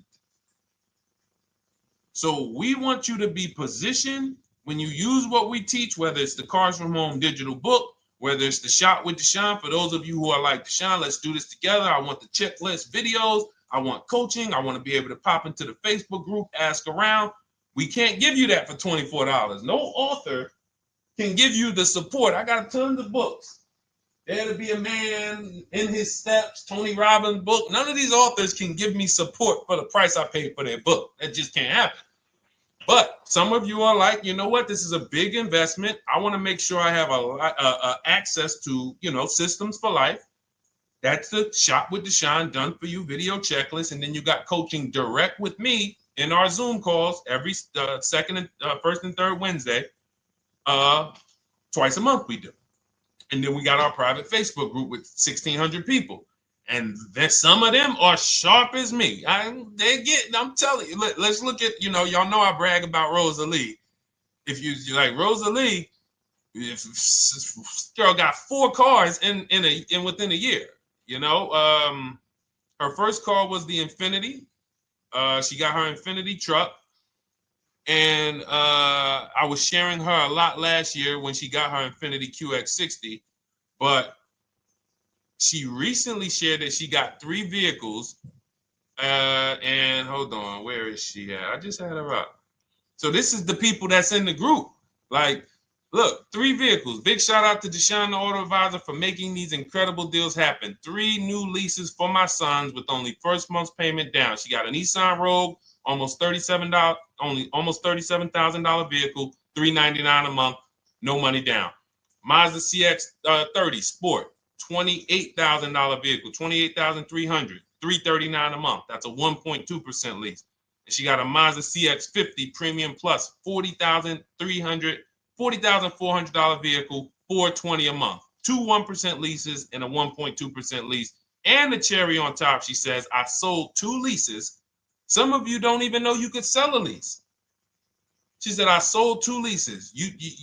She had equity. Now, not every lease has equity. But if 8 out of 10 leases don't have equity, then 2 out of 10 do. So if you've just been dropping your leases off at the dealership, hey, here's my old lease. Let me get the new one. Hey, here's my old lease. And you have not assessed the equity. Could there be equity in it? Imagine how much money you've left on the table. Imagine how much, wow, I didn't even know you could sell leases. She sold 2 leases, 2 2021 Elantras, walked away with $6,737 in equity. Deshone, I could not have done this without you. Your program is a game changer. So this is what we want. We want empowered car shoppers. We want people who are not intimidated. I don't care what this market does, whether I need a new car, used car, whether I got bad credit, whether I'm a high mileage driver, it does not matter. We have strategies to make sure you are going to win in this market or any market. Does not matter. Okay? So, for those of you who don't know, the whole show was sponsored by my new digital book. It's called Cars from Home, 7 Steps to Saving Time, Money, and Avoiding Dealerships. It's 5-star rated. Thank you to everyone who's rated it, reviewed it. It has everything we teach in a step-by-step format. It's normally $97, but as part of our welcome offer, you can get yours for $24 in my TikTok bio, in my Instagram bio. Click that website. It's the carsfromhometoolkit.com. Or we have a link for you guys in the YouTube comments, in the Facebook comments, and you just click the $24 welcome offer, good for 30 minutes. And for those of you who have different learning styles, or if you just want some free advice, we have some links in there for you as well. Whether you are a do-it-yourself type, whether you are do-it-with-me type Deshone, or whether Deshone, I think I qualify for that done-for-you shopping, where I can relax at home and you guys go do that work. Or like I said, you want the free advice, just start with our cheat sheets and you can go from there. Whatever is right for you, you get it done. We just want to move you from anxiety, from, oh, I don't know what to say, from watching people online who call dealers and negotiate. Hey, take off $5,000 so I can have a viral video. And now you're talking to an 80% dealer. So the 80% dealer has the $5,000 to take off. So you look like, hey, yeah, see, I just got them to take off $5,000. We don't negotiate with dealers with fake fees. Like there's a saying, we don't negotiate with terrorists. Cars from home, we don't negotiate with dealers with fake fees. None of that stuff matters. Because what you want us to think is, look, see, I took off all of this money. Don't you want to buy the car now? But you took off the fake money. Had we been talking to a 20% dealer, what money are they taking off? The real money. The real money.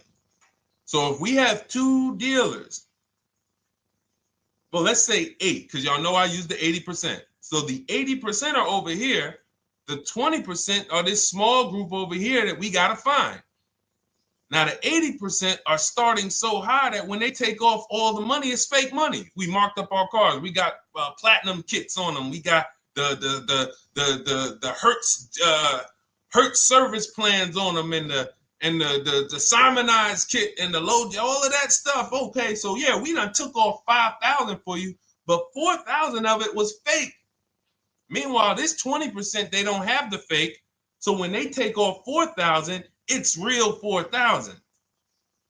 And we over here talking to these people. Hey, take off all that fake money.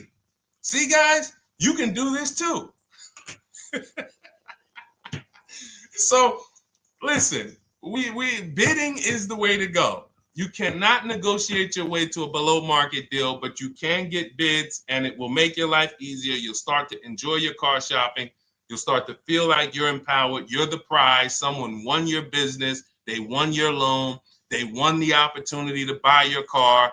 You are the prize. So that's what it's about. So we are here Monday through Thursday, 12 noon.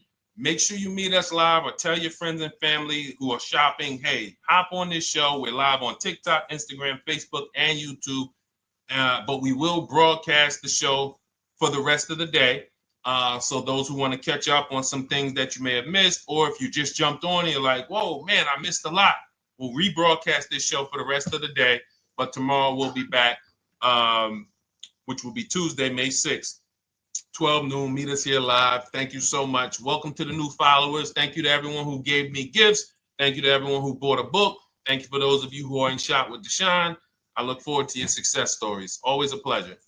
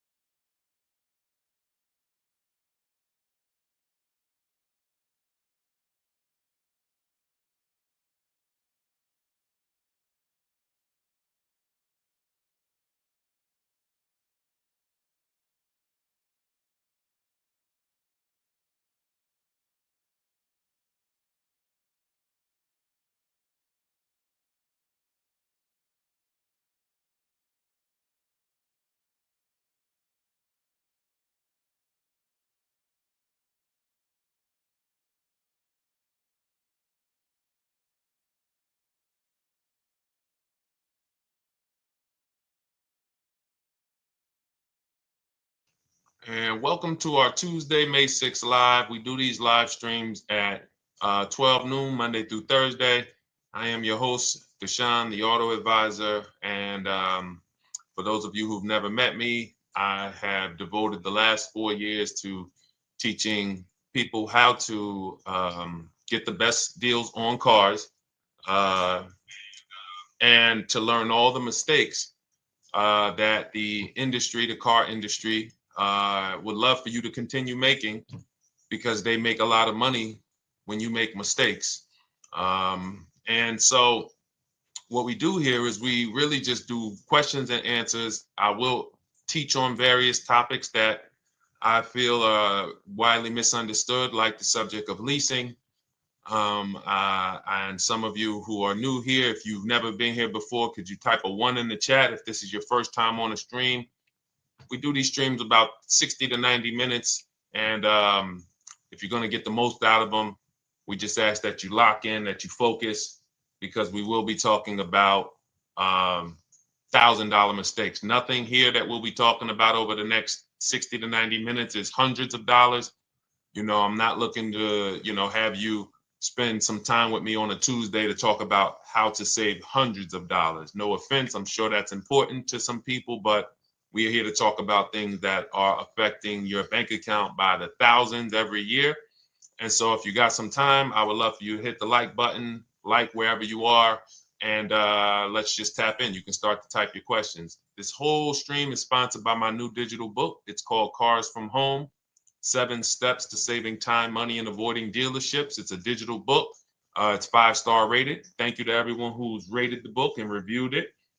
And it's normally $97, but for the next 30 minutes while you're watching, you can grab your copy for 75% off. That's our welcome offer. We always like to reward people for taking action. So you can get your copy for $24 instead of $97.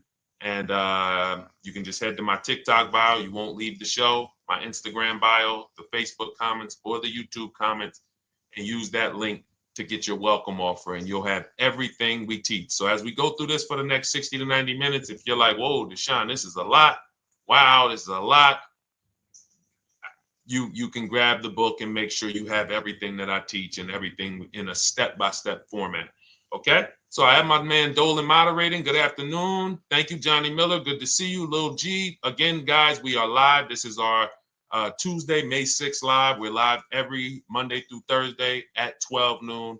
But we do rebroadcast these throughout the day. For those who cannot make them, you can watch the rebroadcast, or if you got to go back to work, we'll be rebroadcasting it for the rest of the day until our show tomorrow.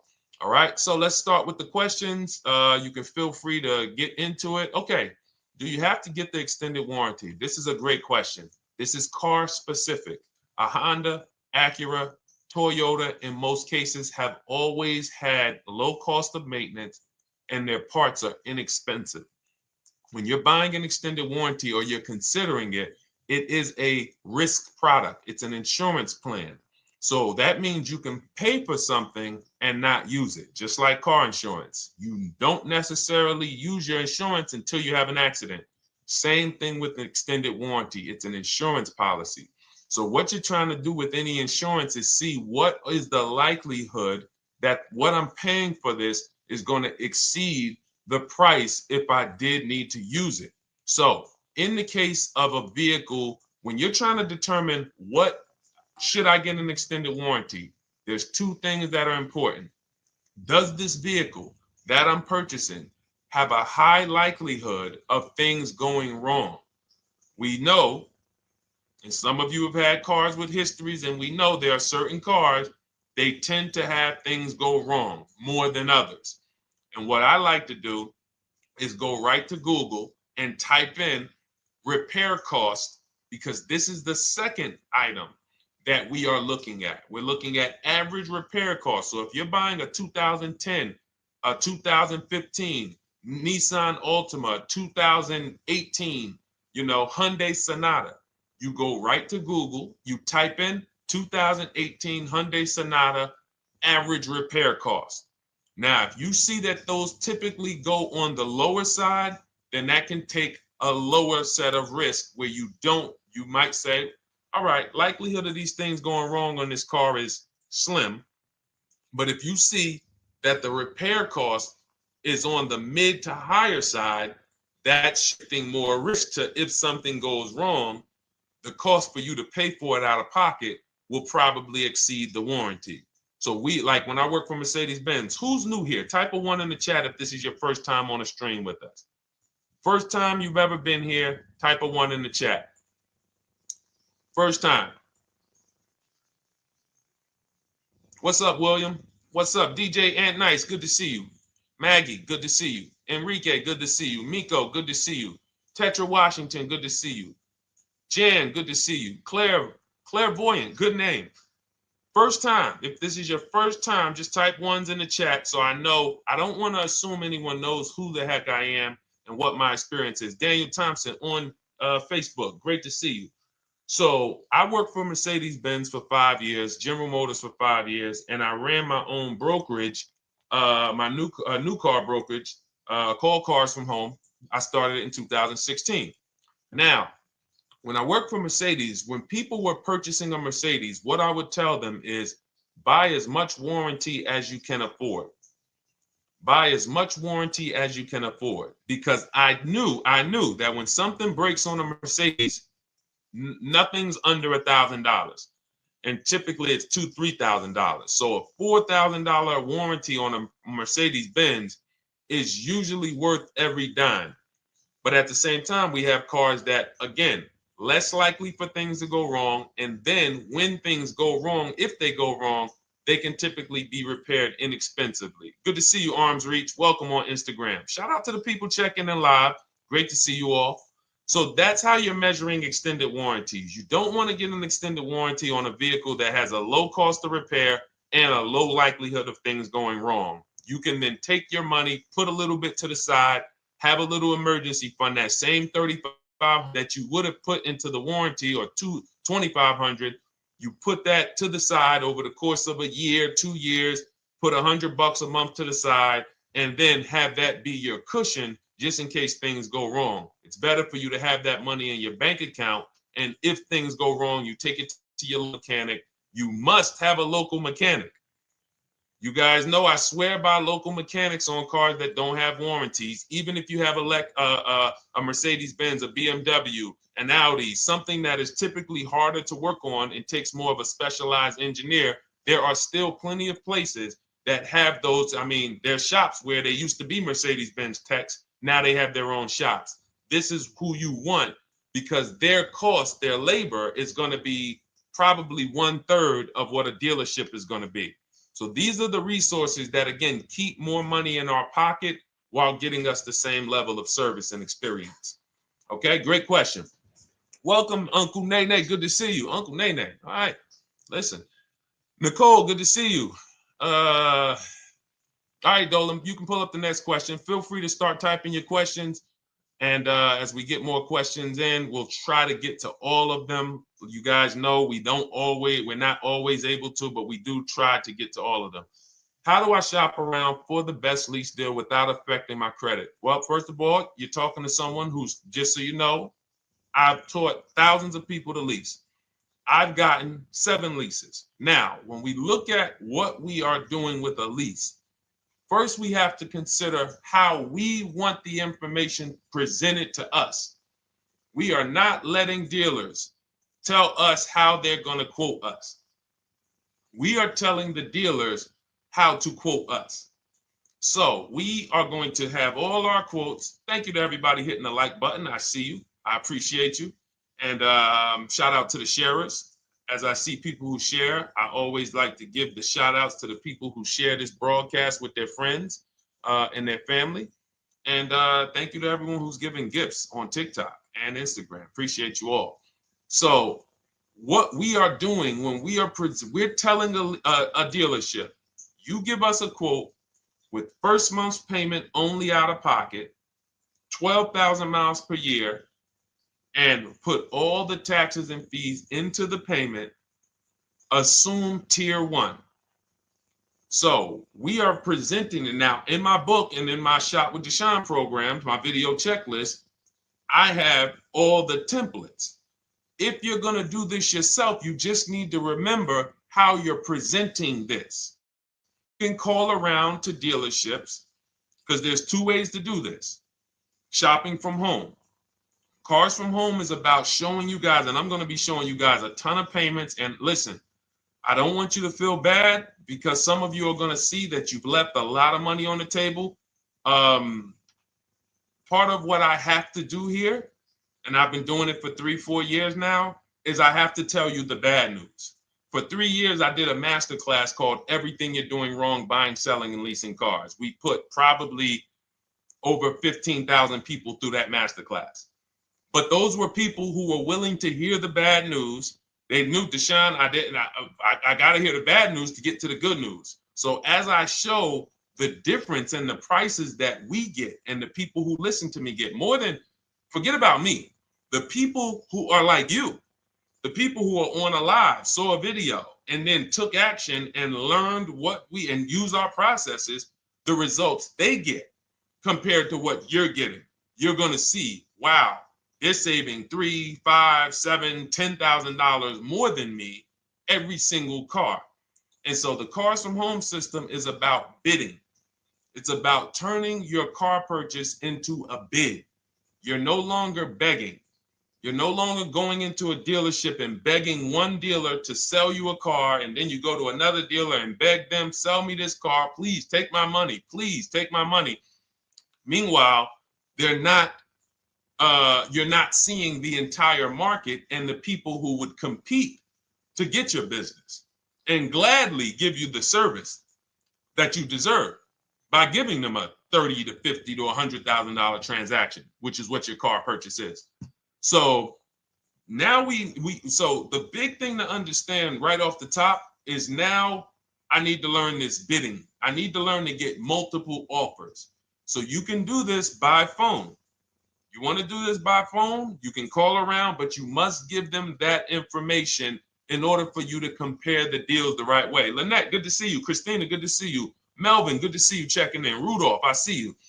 Once you actually give them that information, 12,000 miles per year, first month's payment only, due at signing, taxes and fees in the payment, assume tier one. I want the tier one offer. Even if you think I not qualify. Now, if you got a credit score above 670, all your FICO scores, most of you will qualify for most tier one leases. So you want to see, what does this look like as I get my offers? Once you get your offers in this format, you can use the 1% rule as the gauge. The 1% rule is been around for more than 20 years. Everyone who leases and who's savvy, we understood if your lease payment is 1% of the MSRP or less, you stole the car. That includes taxes, that includes fees. You're still in the car. So example, we're looking at a $30,000 car, Hyundai Sonata or a Hyundai Elantra, $30,000 car. When we shop all our offers, if that lease payment is $300 per month, with only $300 due at signing. In other words, I show up, here's $300. Good to see you, GDTV. Thank you for checking in on YouTube. Once I give you that $300, that's my payment for the next 35 months. So that's a very, very low percentage of the car you're paying. It's a 1% rule. Now, in order to get a 1% lease, you need a great lease program, which means the bank has to be supporting the car, rebates, incentives, and then you need the biggest discount, the dealer who's going to give you the biggest discount. Now, one of those we can control. One of them we can't. Which one can't we control? And for those of you who are new here, we don't play around here. But my people who are moving, and again, I'll show you, like a lot of people, we got a lot of people who've been following us, using our processes. They're locked in. They're not casually on a live here. We're not casually here talking. They are locked in. Like, boom, okay, I hear you. They're answering, they're typing, they're not, vacuuming in the kitchen and trying to hear. You can't do. We're talking about your second most expensive purchase of your life. It's going to be, you got to lock in. You got to challenge yourself to block out the distractions while we're on this stream, because this is your money. And if you don't take your money seriously, the car salesman will take your money seriously. Oh, I like that. Praise the Lord. God is good. You don't take your money seriously, the car salesman will take your money seriously. Man. So, all right, now somebody remind me the question I asked. I got so happy about that little catchphrase that I forgot who we were. So I know we were discussing, okay, we're talking about the 1% rule. So now, one of the things we can't control is the bank. We don't know what the lease payment, what the lease program is on a car. So when we shop cars, we are going to now look at multiple offers, and here's what you're going to see. Now, I'm going to show you an example of how we know or how we expose where the dealers are concerning pricing. Now, you can't see this on TikTok, but on YouTube, Instagram, Facebook, you guys can see this. I'm going to tell you guys about it. YouTube just doesn't let us do the same type of stream. But this is a particular Infiniti that we shop for. We have offers ranging, this is a $61,000 vehicle. We have offers ranging from $680 per month, which is a 1.1% lease. So a $61,000 car, $680 per month, that's 1.1%. We divide the monthly payment into the MSRP. Now, we can see here that there are some offers already from dealers that are almost $900, $889 per month. $889 per month, $873 per month. So now when we look and we say, whoa, how can we have two, like we have all these dealers have the exact same car, yet one of them is $200 per month higher than another dealer. Exactly. We call them the 80%. The 80%, even after back and forth, even after, hey, we'll take off some money. All right, we'll drop the payment $50 a month. Their offer is still so high. It's a horrible deal. Now, why would they offer this? And this is consistent. So I don't want y'all thinking, well, the dealers that I walk into, they're different, Deshone. They take off more money. It does not matter what you think. If you don't have the market reports, if you don't know how to get multiple offers so that you can see, we do this all around the country. We have students all around the country in Cars from Home. We have people we shop for. We have over 13,000 books sold now. Like, we have lots of data to prove this. 80% of dealers are going to be overpriced. This is another particular deal on a Toyota, a market report. And you guys can see that the out-the-door prices here, list price, $32,000. Out the door price with taxes and fees, $38,000. That means that dealer is charging all types of fees on top of their price. The $39,000 MSRP. Look at line number 3. $39,000. Out the door price is $41,000. We can see $39,000 out the door includes taxes, includes all the fees. So we can see that these out the door prices in the left, in the right column, are way higher than the MSRP, $35,798. Out the door price is $39,700. But look at the green. Look at the green. This is what we call, we found the dealer at this time who wanted to win the bid. They wanted to win the bid. They needed the car sold. This is a rotation. We don't say to them, wow, they won the bid one time, so they must win the bid all the time. No dealer can win the bid all the time, or they'll be out of business. But in this particular case, at this particular time, for this particular client, this dealer said, we're going to sell this car for that's $35,500, and out the door with taxes and all the fees, $34,994. That is a over $4,000 discount off this vehicle. When all the other dealers are, not only are they not giving you a discount, they're charging over list. And they might come and say, all right, we'll take off $500. We'll take off $1,000. We'll take off $1,500. They might start so high with you guys that you think, wow, they started up here and I talked them down. They took off $3,000 from me, but they already were $3,000 in fake fees, protection plans, and all of this padding, dealer adjustments, which is fake fees. So whenever they say, because the dealer gets a minimum of a 6% profit margin, from list to invoice, we have profit. From invoice to holdback to triple net, we have money. That's all the profit margin. On top of that, when we add a dealer adjustment, what we're saying is we're going to sell this car to someone who does not have the skills to find our competition. And they're going to come in, and if we got to take off $2,000 to make them think they won, this is what we're going to do. But what we do here, what people like Brian is going to do, look, just finalize my first ever lease using your system, 2025 Honda HRV, $30,000 vehicle, $395 a month payment. no money down. His initial quote was $434. He ended up using our calculator, which we have in our book and in our program.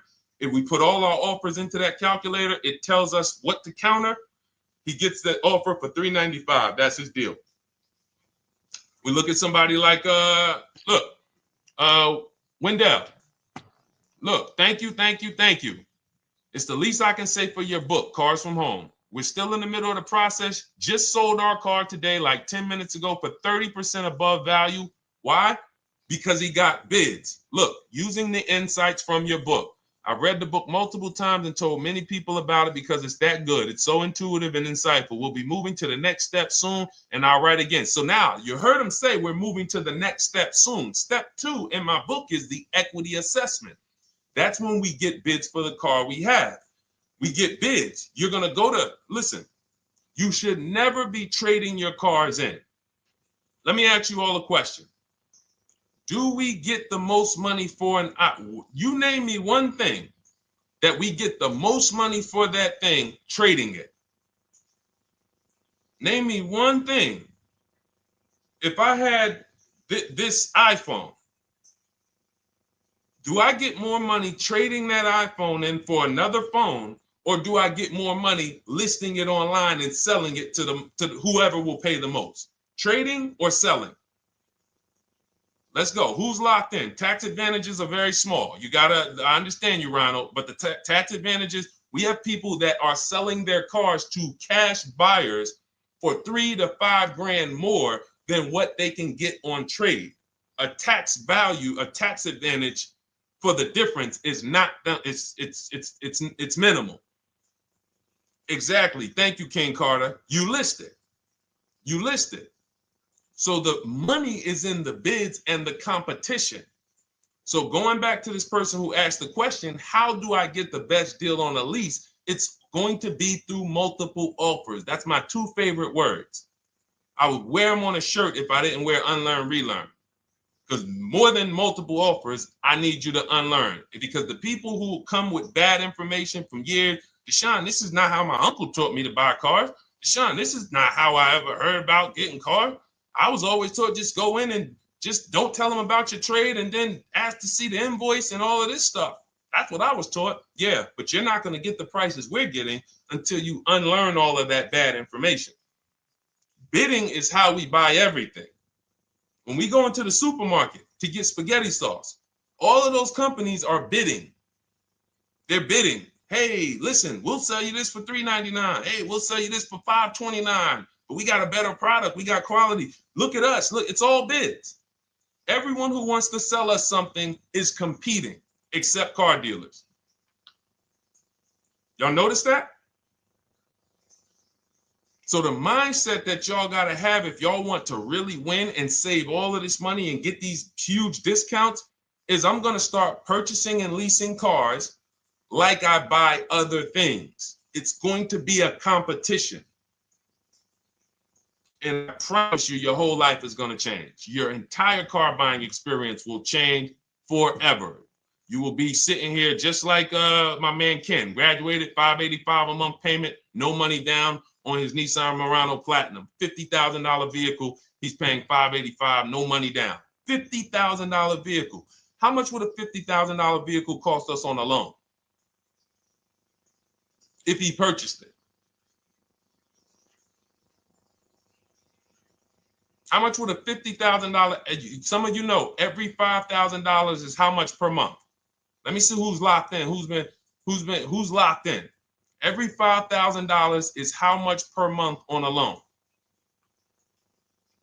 I see you, Daniel Thompson. Check in. Good to see you, Dane. Thank you for breaking it down with complete truth. Keeping eyes wide open to know what to exactly expect. There you go, Dane. Welcome.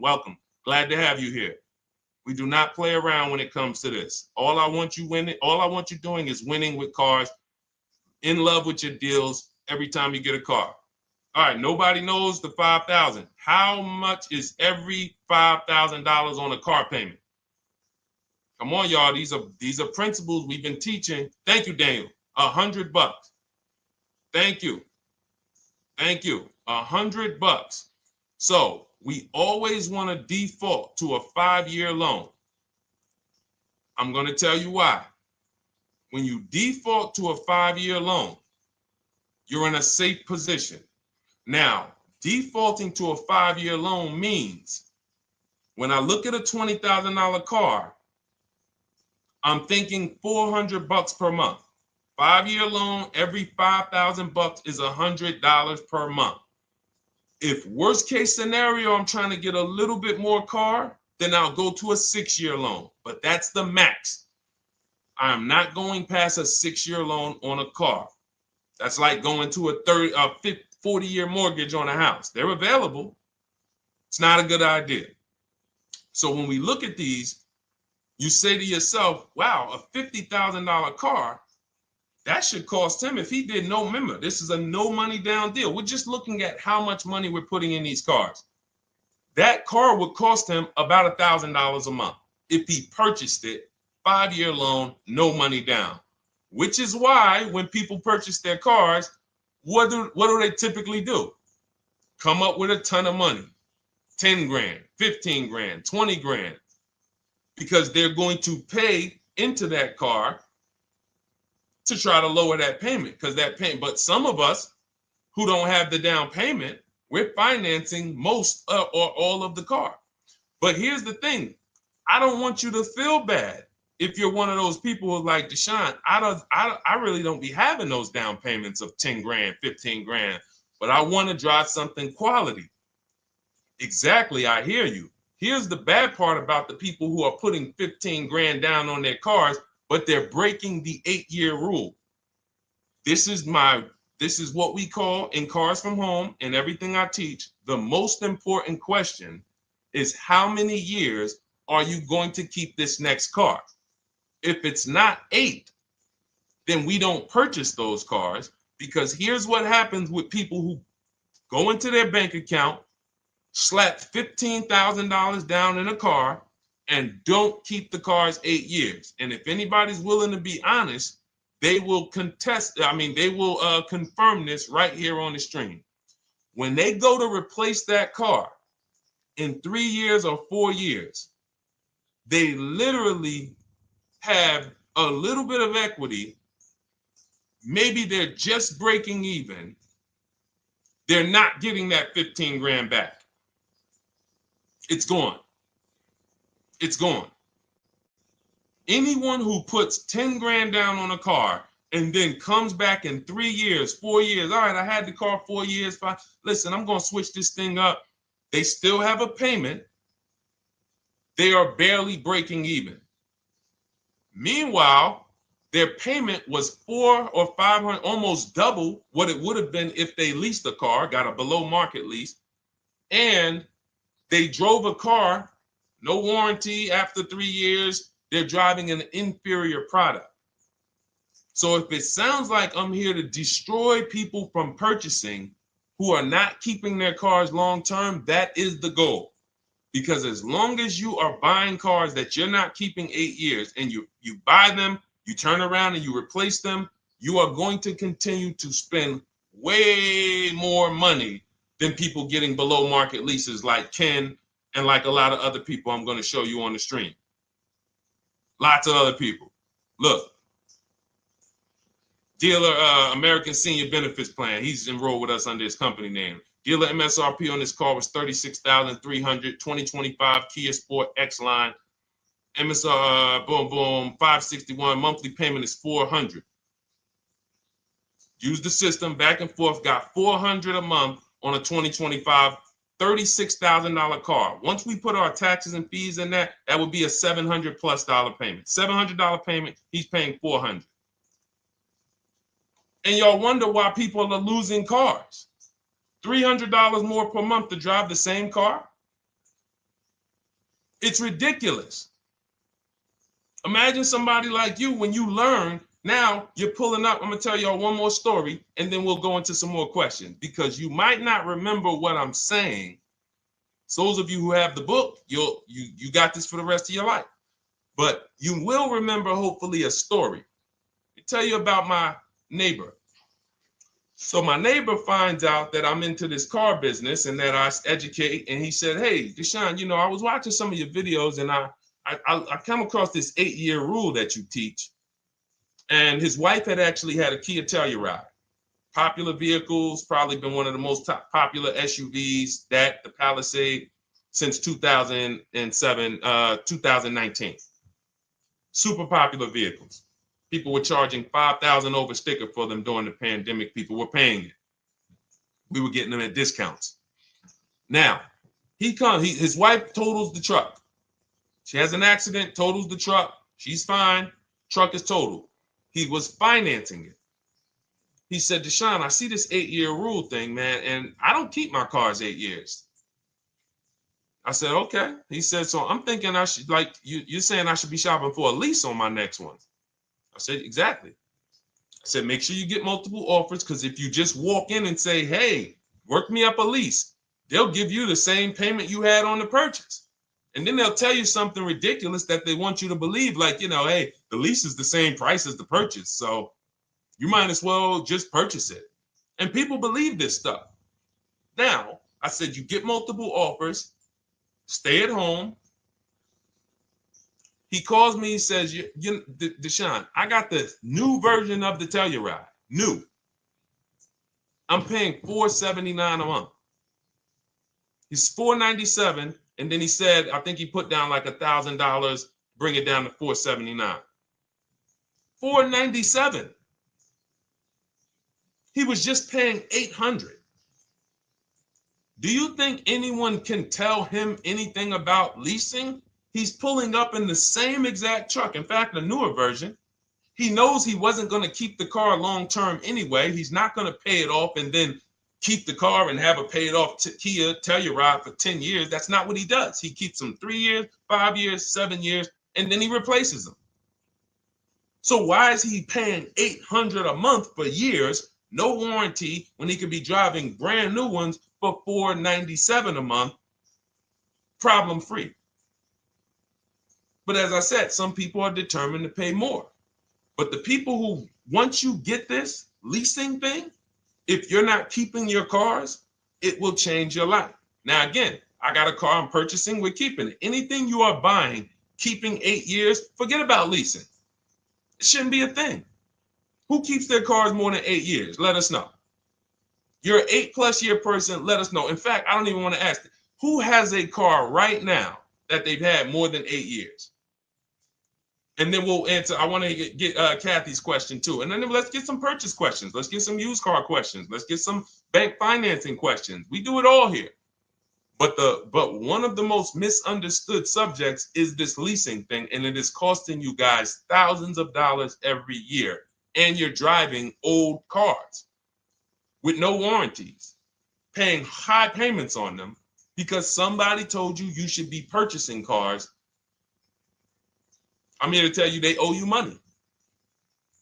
They owe you money. All right? So who has a car right now that they've had more than 8 years? Let us know. How many years have you had it?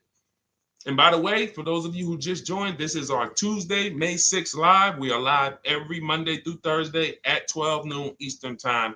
So for those of you who are here catching us live, that's when we're live. We will rebroadcast this and replay this show throughout the rest of the day for those who could not catch it, or if you had to jump off, go back to work. You're like, oh, I got to go back to work. You can catch it on the replay throughout the day. But we are live Monday through Thursday at 12 noon. So welcome to the people who are here. EJ, driving a lot of miles does not matter. Let me break this down for you. So right now, let's go to somebody who else has a lease.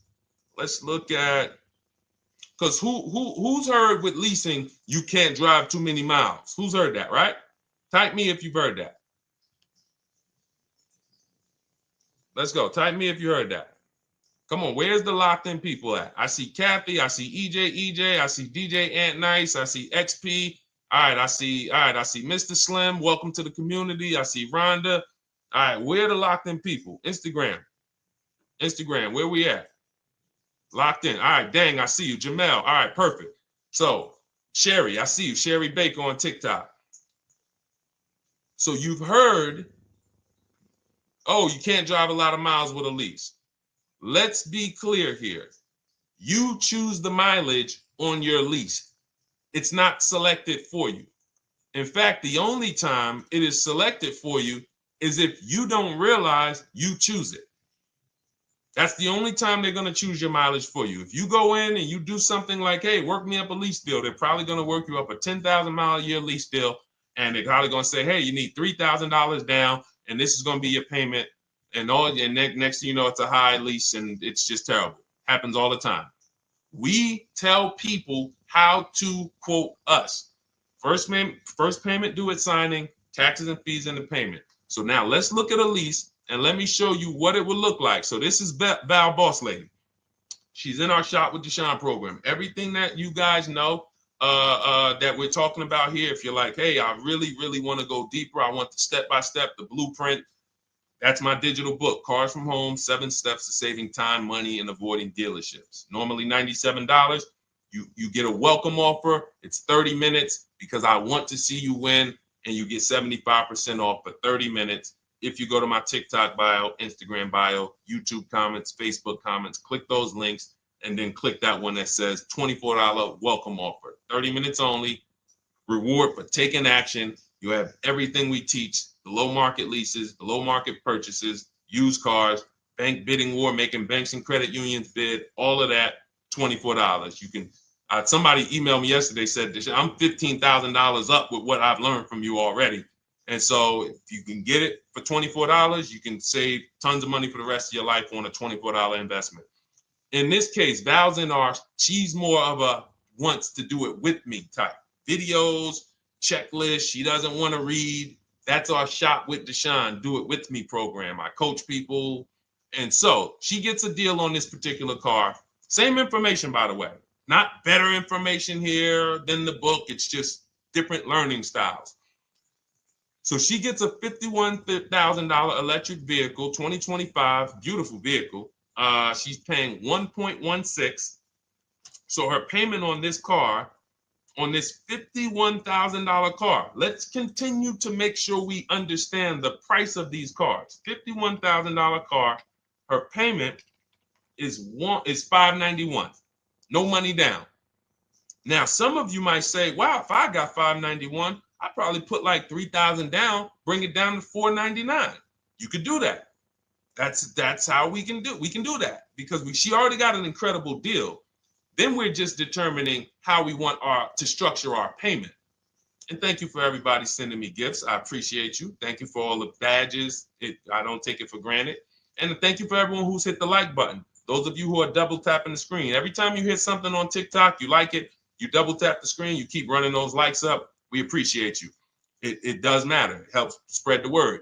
So let's say Val wanted, she's a high mileage driver like EJ. Let's say, EJ, how many miles per year do you drive? 20,000, 25,000? Let us know. I'm gonna show you why. In my book, I have 2 strategies for high mileage drivers. I'll tell it to you guys right now. How many miles a year do you drive, EJ? 25,000, 20,000? Those are both high. Let us know. Or if anybody, else, because, anybody else who's a high mileage driver, let us know. How many miles? 26. All right. Thank you, EJ. So let's just round that to 25 for now. Let's just round that to 25. So let's say instead of her $591 payment for a $51,000 car, now you could shop for a $30,000 car and you can have a 1% payment. If it was, a similar deal, you'd be paying $300 a month. In her case, she has a $51,000 car. She probably wanted a nice SUV that looks beautiful, that some other people are paying $1,000 a month for. She's paying $591. But if she wanted to bump it up to 15,000 miles a year, she'd be paying another $30 more per month. She'd be paying $620. Now, if she wanted to bump it up to 20,000 miles per year, she'd be paying probably another $80-90 per month. So she'd probably be paying $700 to drive 20,000 miles per year. Now, let me tell you guys, because some of you guys who are like, yo, man, those payments are high. We're talking about $50,000 cars here. So if you were shopping for a $30,000 car or $35,000 car, naturally, if we took the same exact numbers, let's take a $35,000 car, 1.16 lease. That's a 406 payment, probably $399. So now, in order to go, and let's say you're a high mileage driver, just like EJ, you want to add another 15,000 miles to your lease. You're probably going from 400 to 550 or 575. But you have all the mileage you need. And here's the beautiful thing about that. If I'm paying $175 more per month, but I get all the mileage I want, and when I drop this thing off, I get a new one, I don't have to worry about negative equity, and I put no money down. That is way better than what most people are doing out here, what everyone's doing. Because I'm gonna tell you what most high mileage drivers do who don't put money down. They will go in, buy a car, take a super long loan, 6 years, 7 years, just so they could afford the payment. Now, here's what happens. They drive the car, they put 25,000 miles a year on it. They come back in 3 years or 4 years, and they say, wow, I got 100,000 miles on this thing already. Let me go and swap out the car. What situation are they in at that point, guys? You put 100, you got a 6-year loan, average loan. You drove 25,000 miles per year. You put 100,000 miles on the car in 4 years. You come back, you still have 2 years of payments left. 15 grand negative equity. I used to see it all the time. Thank you, I am rich. Locked in on Instagram. I see you. Locked in. See it all the time. Every car salesman who has dealt with a normal 25,000 mile high mileage driver that does not keep their cars sees it all the time. They come in, yo, man, what you do for a living? Man, yeah, I do DoorDash, I do Uber. Oh man, I work in sales. You know, I'm on the road a lot. You know, I'm here. You know, all right, I want to replace this thing. I got like 110,000 on it. Okay, you still got a loan on it? Yeah. All right, we already know you got negative equity. Then we appraise the car. All right, the car's worth like 7,000. How much you owe? Man, you owe 19,000. All right, well, what can I do? Can you get me into something? Roll that loss all the way over. On top of that, you finance the car, so your payment is high. You finance the whole car, so you're paying a high payment compared to if you had leased, just literally shop for your leases, added your miles to the lease that you needed. You're paying $175 more per month. You got a brand new car. And I'm going to tell you, I did not make this up. I learned this from someone. A lot of what I'm teaching you, I learned from my clients when I was in the dealership. This guy, I worked at Hyundai for six weeks. Man, this dealership, the owners got indicted. I got out of there. Way before the owner got indicted. It just had straight up highway vibes, like the worst you could ever imagine. As I was in there for 6 weeks, I was a manager. I enjoyed being a manager. We did a lot of deals in my department in 6 weeks. But I said, I am out of this place. Anyway. But I learned something very valuable there. We had a client a customer was returning his lease on his Hyundai Sonata. Guy comes and I'm grounding the lease. I'm doing the paperwork for him. He has 72,000 miles on the car. 72,000 miles. I said, how the heck? I said, you lease this? He said, yeah, I always lease. That's all I do. He said, I used to buy my cars every single time I came. I had to put large down payments, 10 grand, and then I'm still having negative equity when I come to trade it in. I'm having high payments. It's ridiculous. I looked at his payment, and let's say the average payment for a good deal on a Sonata at that time was $300, $325, whatever it was. He was only paying like $550. He was only paying like $150, $175 more per month. He had a 25,000 mile a year lease. And that's what he did. I drive these cars. I'm on the road. Boom, boom, boom. I change my tires. I do my maintenance. 3 years. It's a fixed cost. There's no variable cost. I don't have any surprises. I'm not getting hit with a negative equity bill that I got to transfer, which means when I transfer my negative equity, I get less car on the next transaction. Because if I got to bring over 15 grand of negative equity, that's probably 300 a month that I'm paying for my old car when I get my new car. So if my new car was 400 a month, but my negative equity is another 300 a month, I'm getting less car for my money because now I got to take all those losses and bring them over to my new car. This is high mileage drivers and people who don't understand leasing. That's why you're losing so much money. And when you just flip the switch and realize Deshone is not talking to me emotionally, I am not talking to you about never do this, never do this, like these other people who say this, do this. This is how you buy a car. They never talk numbers. Y'all notice that? You notice that, right? You never hear them talk numbers. It's always never do this, always do this. This is the worst way to do this. This is the most expensive way to do this. This costs you the most money. They never talk numbers, though. That's why everything I do is to show you the numbers. Thousands of transactions since 2006 in the car business, helping people the last 4 years all around the country. This is the numbers that they might not understand. So if you're not keeping your car 8 years, it does not matter if you drive 20,000 miles a year, 25,000. You should be looking at a high mileage lease. Or my second strategy for high mileage drivers is this, because some of you want a nice car. This is for my people who you're like, man, Deshone, I'm on the road. I got my car that I do my work in. I kind of, slep it around.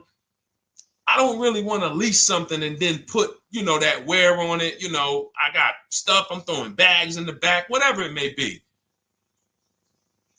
There's a strategy we created called 2 cars, 1 payment. And what will happen is your first car will be a purchase. And if you have an existing car, you're going to keep that. So let's say you have a car now, you're driving a lot of miles, you're doing your 25,000 miles a year. You pay that car off. You keep that car, and then you go and you lease you something nice, regular mileage. So you might get a 12,000 mile a year lease, and then you drive 12,000 in your mileage car, 12,000 on your nice car. Because some people are like, I want a car that I could, when I need to go somewhere nice, this is what I want to drive. When I'm with my family, this is what I want to drive. But when I go to work 5 days a week, I'm going to drive my mileage car, 3 or 4 of those days, and then I'll take the lease maybe 1 of those days, and I'm splitting the mileage. You still have 1 payment. It's low. And then every couple years, you replace the mileage car or you replace the lease car, and depending on when the lease is up. But you want to keep that, and that mileage car should be something that will last. Ideally, something that you can get 200, 300,000 miles a year out of that car. Because that's what that car is there for. Man, I'm hopping in this thing, man. Oh, transmission went out at 170,000 miles. Go get you a rebuilt transmission. Boom, boom, drop it in there for $2 grand. Get another 80,000 miles out of that car, but you still got your lease car, and you're just splitting the mileage. Both of those are short-term strategies for high mileage drivers. That is not for long-term people. If you're a long-term person, I keep my cars 8+ years. Forget about leasing. You should just be finding the best deal, below market purchase, keep the car, something you can keep for 8+ years. You can put 30,000 miles a year on a car 8 years in a row. If you get the right car, and in 8 years, you got 240,000 miles, and then you replace it. Forget about leasing. This is only for you guys not keeping your cars 8 years. You're getting killed on depreciation. You're paying tons of money. This is you are the people who should be leasing. Okay?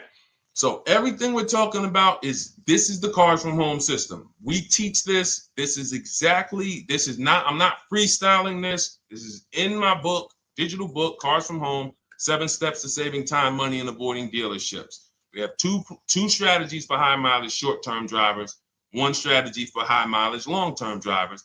And so if you want your copy, you can get it for 75% off. That's our welcome offer to you. As a 30 minutes. Welcome. Thanks for being here. I want to reward you. If you want everything we teach in a step-by-step way, go grab your digital copy. It's in my TikTok bio. It's in my Instagram bio. Click those links. We also got a link in the YouTube comments and the Facebook comments. Grab your copy and make sure as soon as you purchase, screenshot the thank you page. You're going to see thank you for your purchase. screenshot this page because it has my support team's email on there. And then there's a link for you to open the book right there. You can save it right to your computer or right to your phone. Okay, but and we also have a special for those of you who are like Deshone. What about that, video checklist and coaching program? That's lifetime access to my video checklist. You're like, maybe Deshone, I don't really read. I like step-by-step videos. And also, I want to be in your Facebook group. We have 1,600 people before you that are in that group, 2,300 people that are shopping with us that have a lifetime access to our video checklist. We have a $200 special for that welcome offer. And so I'm always about rewarding people for taking action with a special offer. It's limited time though, and so get in where you fit in. All right, let's keep it going. Thank you, Corey. Said amazing knowledge. Thank you. And I'm glad I saw somebody said that's a great idea with the 2 cars. Thank you. It's a great idea. All right. You've convinced me to lease my next vehicle. Awesome. Awesome. Does your service shop for lease terms on the car? Absolutely. If you qualify for done for you, that means you just want to relax. That means we only shop for new cars and leases for people, new purchases and leases. And you have to have a FICO score over 670. But yes, here is a market report that we prepared for a client. Let me put on do not disturb. Here's a market report we prepared for a client. Okay, so I showed you that that's an affinity. We didn't even finish that. We had just started for this client. But this is, do I have one here? No. Do I have a lease market report here? Yeah, right here.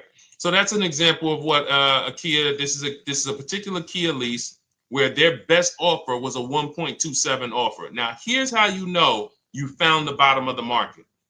And again, whether you're using the book or whether you're calling around, again, you can call around to do this. The key is not going into dealerships. You cannot do this going in. Once you get your offers, you know you found the bottom when your best offer is between $150 to $200 less per month than your worst offer. And if you're purchasing, you should see a spread of between $3,000 and $5,000 minimum between your best offer and your worst offer. That's when you know you've shopped correctly. Because until you find the 80% dealers, you have not shopped correctly. If you're like Deshone, these prices still seem close. You have not found, you're talking to the 80%. You haven't found the 20% yet. Because the 20% is going to be that $3,000 to $5,000 less than the 80%. That is just the numbers. That's the way it works.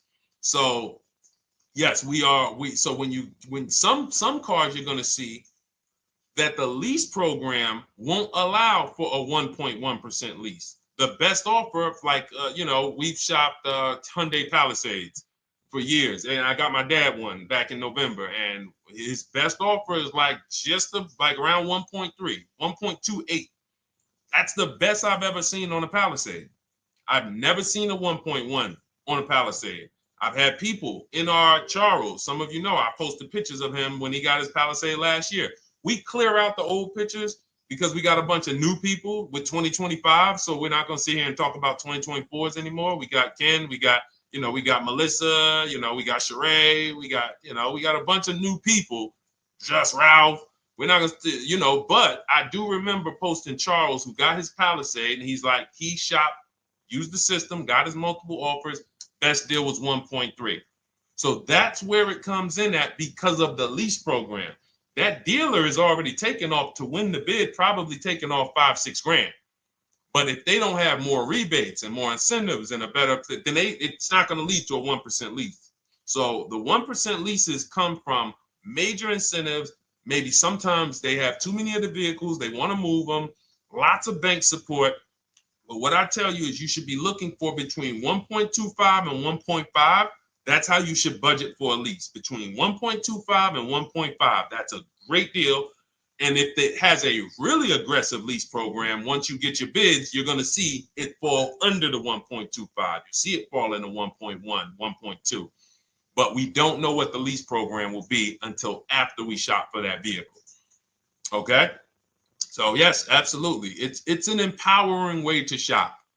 It's also fun because you can see, man, I'm not begging anymore. Like these people are like, please do business with me. Please do business with me. And then you start to feel bad for everybody who's still in those dealerships doing it the old way because they're talking to the 80%. There's no way they can win. They don't even know there is an 80% to realize that's who they're talking to. So when the dealer says, all right, I'll take off $4,000, they're like, wow, I won. Man, the dealer took off $4,000. But if they saw the whole market, they would understand that that dealer actually is overpriced by $7,000, $10,000.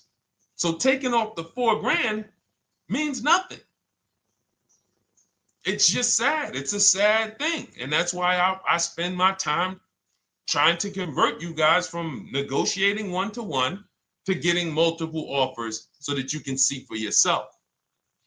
All right. Thank you, Julie, name Richardson.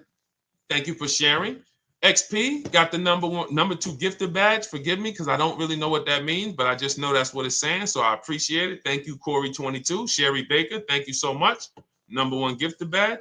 All right, let's go to some more questions. We got some more questions. Dolan, I'm sure you got a lot of them.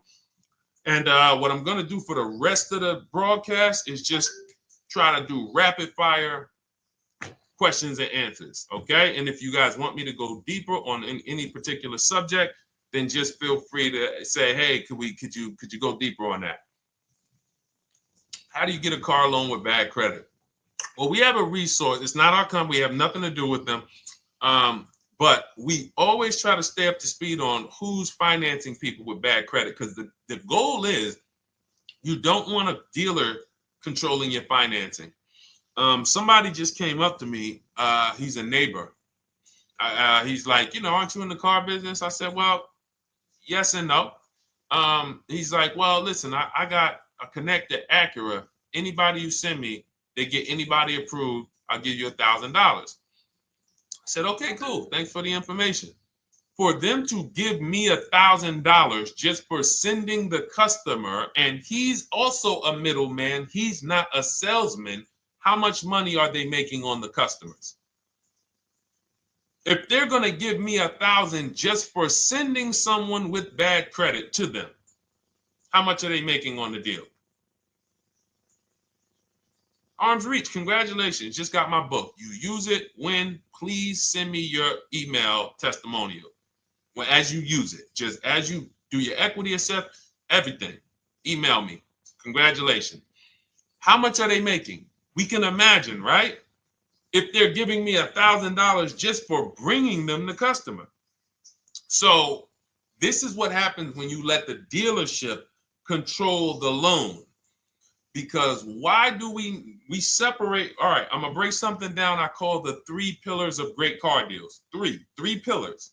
You can't get a great car deal without maximizing each pillar. And some of y'all that have been with us for 3 years, y'all already know the 3 pillars. First, who you buy your car from. Second, who you get your loan from. Third, who you sell your old car to. That's 3 separate transactions. The car business has trained you guys to give them all 3. All 3. The car business has trained you guys to give them 3 transactions. Anytime you purchase the car, who's done this? Be honest. Purchased the car from a dealership, sold them your old car, in which case you call it a trade, and they got you your loan. Who's done this? 3 transactions in one. Why do we know these are 3 transactions? One, there's competition. People want to buy your car. It's okay, Corey. That's that. Thank you for being honest. That's how we change. The reason why we know that these are 3 transactions because there's people who want to compete in every one of them. There are people who want to buy your car. That's why step 2 in our book, we never trade. We get offers from CarMax, Driveway, Carvana, AutoNation, Car Gurus, Kelly's Blue Book Instant Cash Offer. It's a bid. We just had someone sell their lease. Miss Hickman, she sold her lease, made $4,700 selling her lease. CarMax won the bid. Drove the car for 3 years, had equity. She dropped her lease off. They gave her $4,700. Won the bid. That's one pillar. Second, who I'm going to get my loan from if I'm getting a loan. Those of you who are paying cash or leasing, this is not a pillar. But we need to bid out our loan. We had a great talk yesterday on our show yesterday where I asked, who do you guys get your loans from? Most people said the bank, the credit union, the dealership. One person said the right answer, whoever gives me the best APR. That's the right answer. And then we have who we buy our car from. There's banks and credit unions that want to compete for our loan. There's multiple dealers who want to compete to sell us a car. So we can't get a great deal until we have bid out each pillar. And that's why when we have bad credit, if we let the dealer now control, this dealer has a car. We didn't bid out that car to find out, is it a great price? Now they're also giving me the loan and they're charging me 25%. We didn't bid that out to see, is that the best loan I could get, even with my bad credit? Is that the best loan I can get? So the key, what you want to do first, if you have bad credit, is I'm online looking for anyone who will finance me with bad credit separate from the dealer. I'm not going to Carvana.com and saying, hey, you can get a car with us you can get a loan with us as long as you buy a car from us. You're mixing the transactions. You're taking away my ability to get bids. I'm finding someone you should check out. There's a resource. Oh my goodness, what's the name of the company? It's in my book, but I want to give it to you.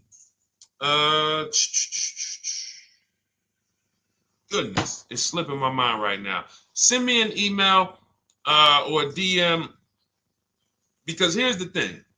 If you use just that part and get the loan funded, but you don't know how to bid out everything else and structure your transactions, and are you keeping the car 8 years? Because if you're not keeping the car 8 years and you're like, Deshone, I hear you talking about leasing. I'm not keeping my car 8 years, but my credit's not good. The only purpose, if you telling me that I could be driving brand new cars for cents on the dollar, but I don't qualify right now, this car that I'm going to get is to set me up.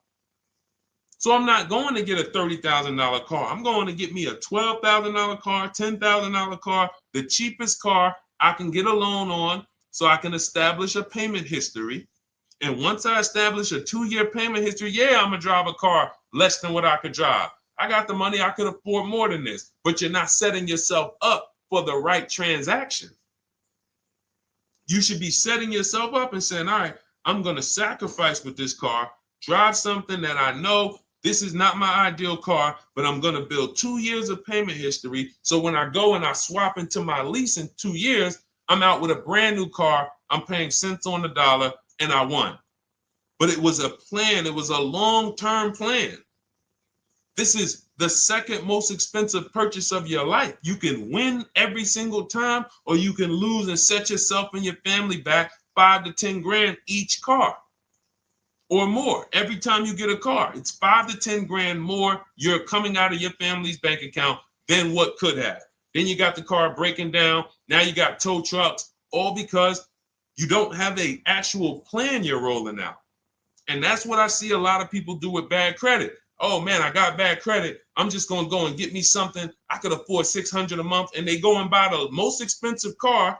But because 25% interest is on the loan, they're not getting the most car for their money. Now, 3 years down the road, they're going to pay the high payment, still have negative equity because the interest is so high, and then they go and swap and do it again. And because the payment's so high and the car is older, because they want something fancy, but they really can't get that because, again, the interest is high. That's eating into their budget. Now they're going 3 years down the road. They missed 3 payments. They were late 3 times, so they're no closer to leasing. Credit's still bad. This is disaster.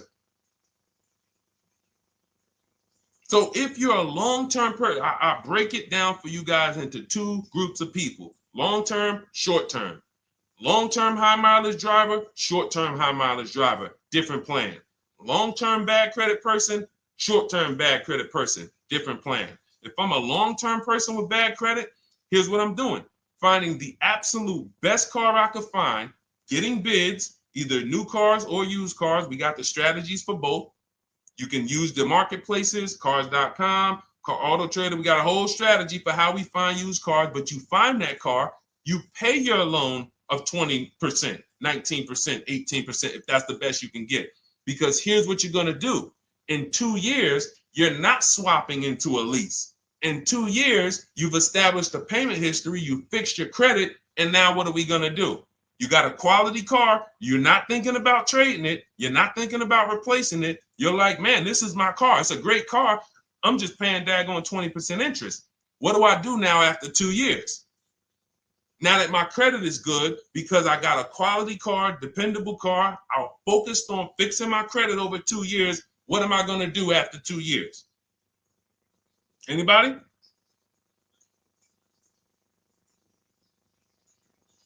Thank you, Arms Reach. Refinancing the car. Exactly. Exactly. So that's the bad credit long-term strategy. Great car, dependable car, car's not going to break. This car is going to last me 10 years. Right now, when I bought it, 20% interest rate.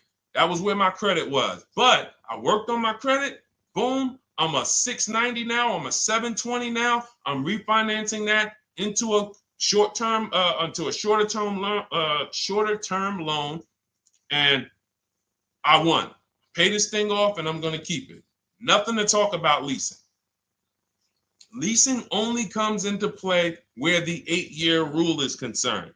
I'm not keeping this next car 8 years. I should be setting myself up to lease, or I should be leasing. That's how I'm going to save the most money, keep the most money in my bank account, have the best car. Not even close. Not even close. All the wins for the purchasers are after 8 years. People who are like, man, Deshone, I got a car, man. I had this thing 12 years, man. It's been paid off for 6 years. I ain't had a payment. I love it. Long-term purchaser. You won. You won. Who's in that situation? Who has a car outside that they've had for more than a decade? Paid off. You can give it to your son. You can give it to your daughter. It's an extra car. That's purchasing. That's the wins. That's what we call the reward stage of purchasing. But you got to get there. All right. All right, let's go. A lot more questions. We got probably another 20 minutes we'll stay on, so let's keep it moving. But again, Lend Buzz, that's the company. Lend, Lendbuzz. They started, I started seeing them about 18 months, 2 years ago, and they were loaning to people with, international students, people who didn't have credit. You want to try to find a place that will fund you independent of the dealership. That is what your goal is at all times. Independent of the dealership. Here, you qualify based on your income and your credit. You qualify for $18,000. Go find a car now. That is what you want. You don't want people mixing the bank loan with the car and two pillars that they are controlling. We're controlling the price of this car. We're controlling your interest rate. We don't want that. Yep, exactly, Cindy. For those who just joined, this is our Tuesday, May 6th live. We do these lives Monday through Thursday at 12 noon, so you can tell your friends, family. We wanted to now come up with a constant and consistent time where I can meet with you guys. If you don't have, if you can't stay the whole broadcast, we will replay these throughout the day because sometimes people got to jet back to work. They're watching us on the lunch break. You can catch up on the whole rest of the show throughout the day, all the way up until tomorrow, and then over the weekend, we'll play a whole compilation of all the shows for people who really want to dig in and hear all the questions that we answered throughout the week on, Monday through Thursday. But if you want to join us live, set your calendar, set an alarm, meet us on any channel. We're on TikTok, Instagram, Facebook, and YouTube on the Deshone the Auto Advisor channels, 12 noon, Monday through Thursday. All right. Let's go. Next question, Dolan. All right. What are your thoughts on purchasing used versus new? It's a great question, Kathy. For me, it's a matter of budget and values. It's only a matter of values if you can afford both. So if you can get everything you want in a new car for your budget, everything you want, everything that you need, and you can afford it in a new car, you have the option to choose both. So it becomes a matter of values. In my book, I teach, are you a person who's like, I want to reward myself. I only get a new car every decade. I'm going to keep this thing 10 years. I want the latest and greatest. Therefore, I'm going to shop and get the best offer, get me a below market purchase. Because y'all notice I always put in a caveat of a below market purchase, below market lease. That's all we're talking about here with Cars from Home. That's all we're talking about. You need to, every purchase you make or lease you get, you want it to be a below market lease or purchase. So now, if I could afford both, is it I'm going to reward myself with a new vehicle, or do I have these other values where I actually want to knock 20 to 30 to 40% off the price to get even more for my money? So that's really up to you if you can afford both. There's no right or wrong there. It's a matter of, like I said, the values. Now, some of you once you look at your budget, I have a tool in my book and in our video checklist, the coaching program called the Perfect Budget Calculator. We invented this. So it's not on Google. You'll hear a lot of the stuff, almost nothing we teach. You're like, if you ever go to look for it, the 8-year rule. No one talks about it. We created it. This is our intellectual property that we created to teach you guys to create these boundaries, the rule of 72 and the 10th birthday, 1.5% rule for overpaying for leases. These are all things that are absolutely proprietary to Cars from Home. But one of them is this Perfect Budget Calculator. Sometimes when we're factoring budgets with most calculators, they don't include fees that we know dealers have. And I'm talking about legitimate fees, tax, documentation fee, motor vehicles. So we're putting our budgets together, but we always get caught out there. Who's had that happen? You got it all figured out. You get to the dealership, you bought the car, and they're like, well, what are you going to do with the fees? Because you got $3,000 in taxes and fees. And you're like, whoa, where'd that come from? Sometimes they're lying and sometimes it's legit. But none of these calculators factor in the fees and everything like that. So we created this Perfect Budget Calculator that does. But here's the thing. Once you find out what your budget is, even if you're budgeting with a normal calculator, just add a couple thousand to account for the taxes and the fees. But you might see, I can't get everything I want in a new car for this budget. Everything I need, I can't get for this $24,000, in which case I need to go and look for a pre-owned one. So that's why I said, in reference to your question, Kathy, what are my thoughts on purchasing used versus new? It's a matter of values and budget. Budget first, because budget will determine if you can afford both and get what you want. But if you can afford both and get what you want, then it's a matter of values. Okay? So again, everything we're going over is in my new digital book. It's called Cars from Home, 7 Steps to Saving Time, Money, and Avoiding Dealerships. It's 5-star rated. Thank you to everybody who has taken the time to rate it and review it on Goodreads.com. It means a lot. And we can't continue to get this information out without you guys. So we appreciate you. And you can get your copy instead of $97, you can get your copy for $24 as part of our welcome offer. So that's 75% off. If you go to my link in my TikTok bio, Instagram bio, the YouTube comments, and the Facebook comments, we have a link there for you guys. And you can grab it. It's a digital book, so you don't even have to wait. It'll be in your inbox by the time you jump off the stream. But make sure when you get it, you screenshot that thank you page, because it has my support team's email. Sometimes you may be rushing, you're trying to get back to the stream and you type your email in wrong. Also, as soon as you purchase, the link to open the book is right there. So it'll say open the book below. You can save it to your computer. but I would rather you get it for $24 than $97. Although we've sold a lot at $97 because people feel it's worth every dime. You're going to save thousands and thousands of dollars for the rest of your life using what's in the book. Your first transaction, you probably save $4,000 to $6,000 to $8,000 depending on the car. So $97 is great, but $24 is even better. All right. And for those of you who have a different learning style, you'll see in there, shop with Deshone. You're more of a do it with you person. Do it with me, Deshone. Okay. We have lifetime access to shop with Deshone, and I coach you personally for 6 months. So we jump on Zoom calls twice a month. And some of you who may qualify for done for you, just do it for me. If you qualify for that, we have a welcome special for that too of $300 off. So get in where you fit. And those of you who are new or you're like, Deshone, I like what you're talking about, but I still don't trust you. You can start with our free cheat sheets. So just start somewhere so that you can start to reinvent how you're car shopping. Magley, how are you?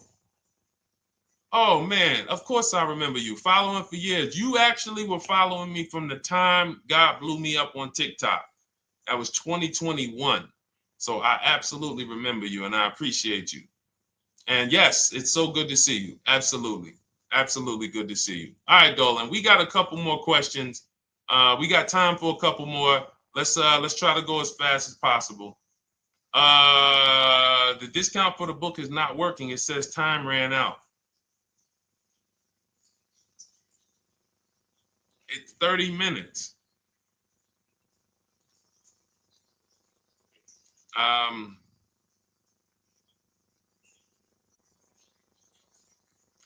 don't know.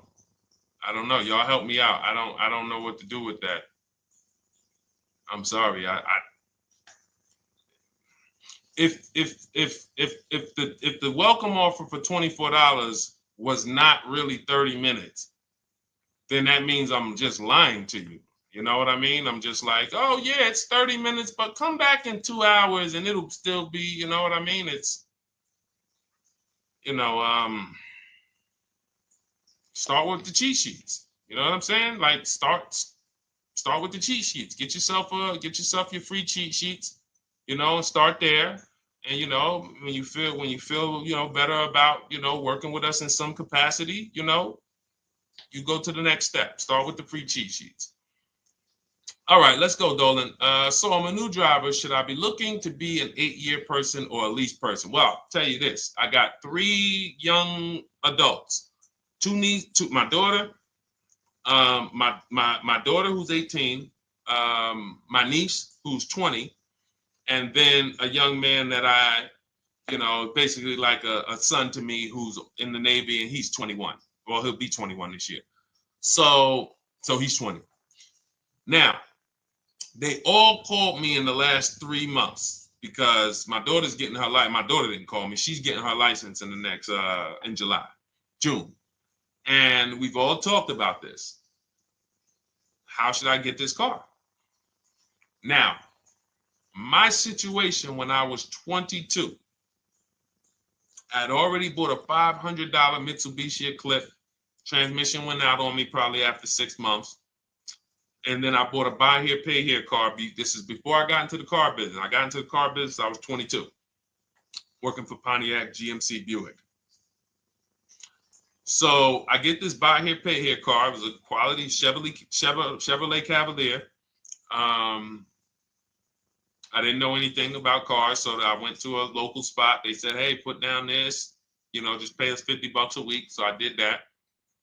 But 22, I had my daughter, and my boss says to me, hey, why don't you lease something? And I was already selling cars, but I just didn't think, could I even, qualify for a lease? I don't even know what I was selling them, but I'm just literally doing what most salesmen do. All right, he wants to lease. All right, what's the payment? Yeah, tell him it's this. All right, perfect. They said it's that. Oh, that's a little too high. All right, they said it's a little too high. All right, so that's what I was doing. I didn't really understand anything. That's most car salesmen. So I end up getting a Pontiac G6. I'm 22. I paid $256 a month. Now, it would have been less, but I didn't get a tier 1 approval because I didn't have, I think my credit was like mid sixes at that point. And you know, you really want to be over 670 to get most of the tier 1 approvals. But it would only raise my payment maybe 25 bucks. Wasn't a lot. Now I'm 22. I'm driving a brand new 2007. It's still 2006. 2007. I'm pulling up, brand new car, full warranty, $256 a month. At the same time, I have a friend, got a vehicle, Toyota, financed it, went in. She had, you know, we had our, she had a young child, a little older than us, maybe 1 or 2 years older than us. And then she goes and she purchases a car. $500 a month. She didn't get ripped. That's what a $20,000, $22,000 car costs. She got a Corolla. $500 a month. We're 22. Plus insurance. This is enough to break a young person, young family.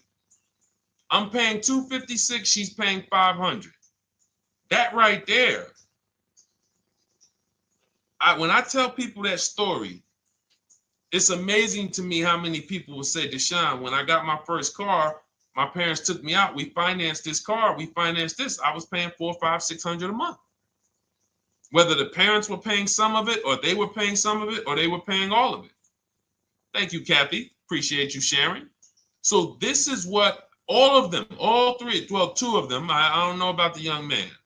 Because his parents.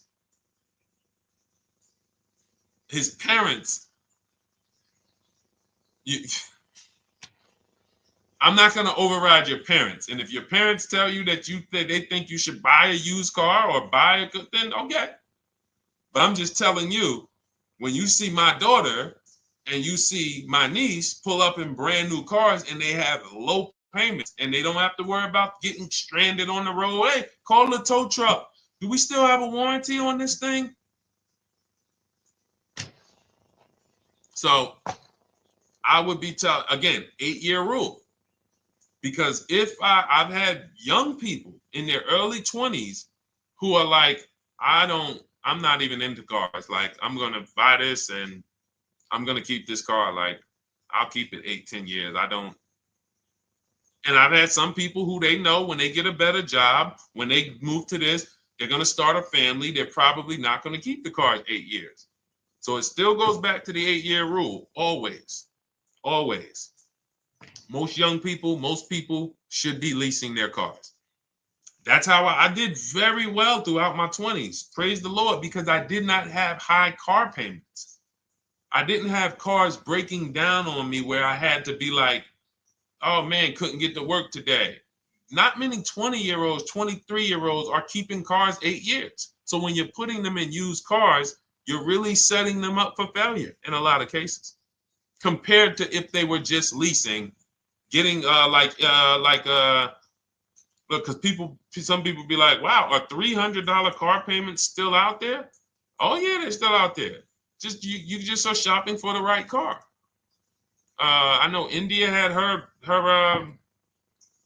look, Rosalie, she's in our Done With You video checklist and coaching program, like Cars from Home. She's, you know, this is our Facebook group she's commenting from. 3 vehicles she got, all for her sons, all of them. A Nissan Rogue, $399 a month. That's a $36,600 car. She got a Mazda CX-30. That's a $28,200 car. Payments $339 a month. $339 a month. And then she got a Mazda CX-50 for her other son, $40,000. On top, we haven't even talked about the equity and leases and selling leases and, you know, really maximizing the equity, because she said she got $6,700 selling 2 of the old leases. $6,700. Drove the cars for 3 years, had equity, bid it out, sold 2 of them, $6,700. You're probably like, Deshone, I didn't even know you could sell a lease. My question is, how much has that cost you? So when you're looking at investing in anything we're doing, be it my book, be it Shop with Deshone, our video checklist and coaching, be it our Done For You program. One thing that we do covers everything. Your first deal, if you're moving, you're gonna be like, shoot, I got everything I just invested back times 10. That's what we hold ourselves accountable to. Just her equity alone, she made $6,700 selling 2 cars. Didn't even know I could sell leases, and I just put $6,700 in my pocket selling 2 leases. Whoa. So $300 payments. Those would be perfect cars for young people. $339, that's with no money down. Imagine if she wanted to put another $2,500 down, bring the payment down to, $275. This is the way to be moving. And those of you who are getting this, are you getting this? If you're getting this, type some dollar signs. Who's getting this? Who's getting this? Type dollar signs in the chat. Who's getting it? Let's go. Who's locked in? All right. I see you, Mario. I see you, Dane. I see you, Terry Carter. I see you. Who's getting this? Who else is getting it? Who else is locked in?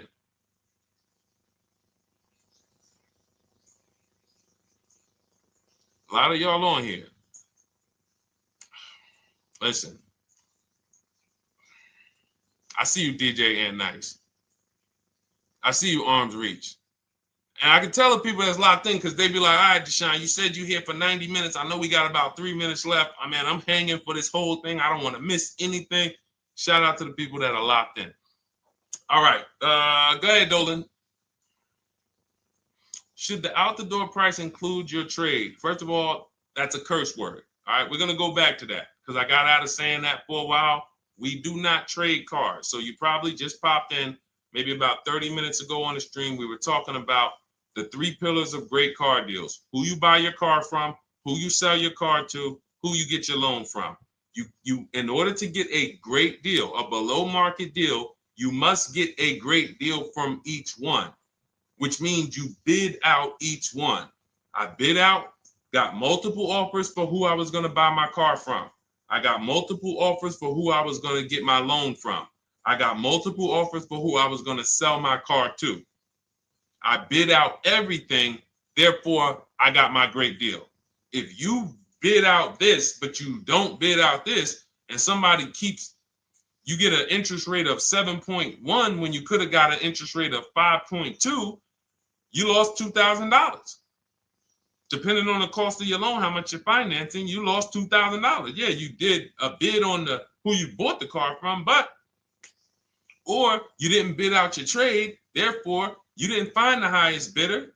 You traded your car for 14. Another bidder would have paid you 18. You lost $4,000. So you got to bid out everything. That's why we do not trade. The only people that have to trade are people with a lot of negative equity who can't pay off the difference. And that's why I am the reason for negative equity is not understanding leasing. You buy your cars, take out loans, switch the car. Negative equity. It's literally the reason for negative equity is I should have leased, but I didn't. Now I have negative equity because I'm replacing this car with a loan still on it. So out the door price will not include your other car. And if I was trading a car, then yes, the out the door price would include the trade. But because we do not trade cars, our out the door prices don't include the trade. Let me show you an example of what our out the door prices look like. So these are some spreadsheets for our Done For You program where we shop for clients. You can see here, this is we shop for a Subaru for this particular client. In this case, look, and you can see the MSRPs for this car is an inexpensive car, $27,000, $26,000. Look at the out the door prices, 29, 30, 30, 29, 29. These are all out the door prices with the taxes and fees. So you can see these dealers are giving either no discount or a little discount. 27 out the door price is 30,000. But look at the winner. Look at the winner. This particular dealer won the bid at this particular time They're not going to win the bid all the time. In this particular case, they needed the unit. $27,900 is the MSRP. Out the door price is $27,463. The out the door price is lower than the MSRP. How? Because they took off almost $4,000 in discounts. Almost $4,000 in discount. So every time you shop for your used cars or new cars, this is how you should be shopping. If you're not leasing, this is how you should be shopping. I'm getting multiple offers, out the door prices, comparing who gave me the best offer. Who gave me the best offer? Oh, look, Daniel Thompson said, D, I'm bidding out to sell my car and got a $4,000 swing from the lowest to the highest bid. This is the people who you listen. If I can bring them on and have them talk, they would be talking to y'all about how different this is. I didn't bring you here on a Tuesday afternoon, or you're not watching this. If you're watching the replay later on Tuesday, or maybe, Wednesday morning, we go live at 12 noon, Monday through Thursday. So we replay the show just for everyone who missed it. You can send all your friends, family, go to Deshone the Auto Advisor's pages, watch the replay from today's show.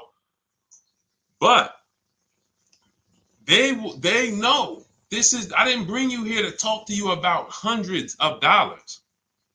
We are talking thousands of dollars at all times. There is never anything that we talk about that is hundreds.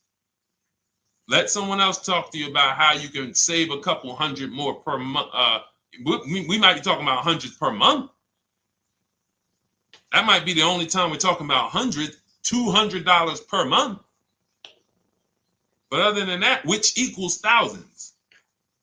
We're not here to figure out how we're going to save $50 this month. No, this is big, huge money. So thank you, Daniel. Thank you for tapping in with that information.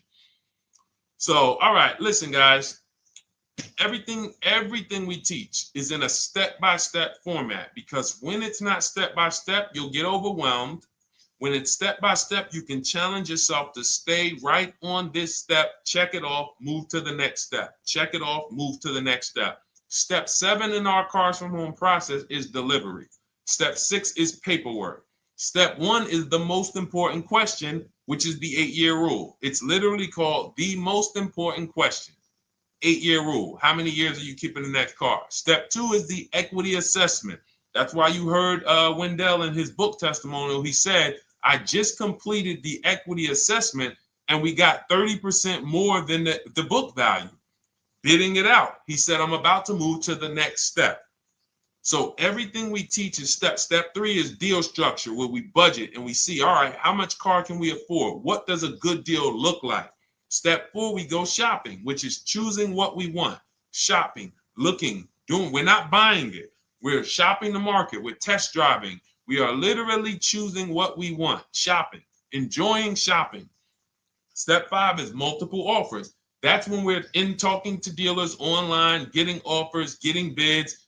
Step 6 is paperwork and protection to make sure that the offer we got is legit. We tied it up. Paperwork is right. We go over extended warranties, tire and wheel, maintenance plans. Do we need them? Key protection. Do we need any of this stuff? And step 7 is delivery. It is a step-by-step path. That is how people win. They're not coming into some college to learn how to be a car salesman or to learn everything I know. No, it's a path. So if you want the blueprint in book form, that's my digital book, Cars from Home, 7 Steps of Saving Time, Money, and Avoiding Dealerships.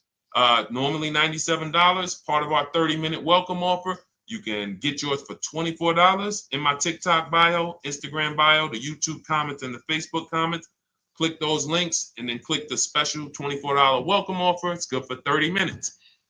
And you'll save 75%. If for those of you who are like, Deshone, what about that video checklist? That is our Shop Done With You program. Cars from Home, done with you. You get lifetime access to everything we teach, all our below market videos, and it's short videos. I want you guys getting cars in 90 minutes. 90 minutes. Not shopping. The shopping might take you longer. Deciding what you want, you might be doing that for 2 months.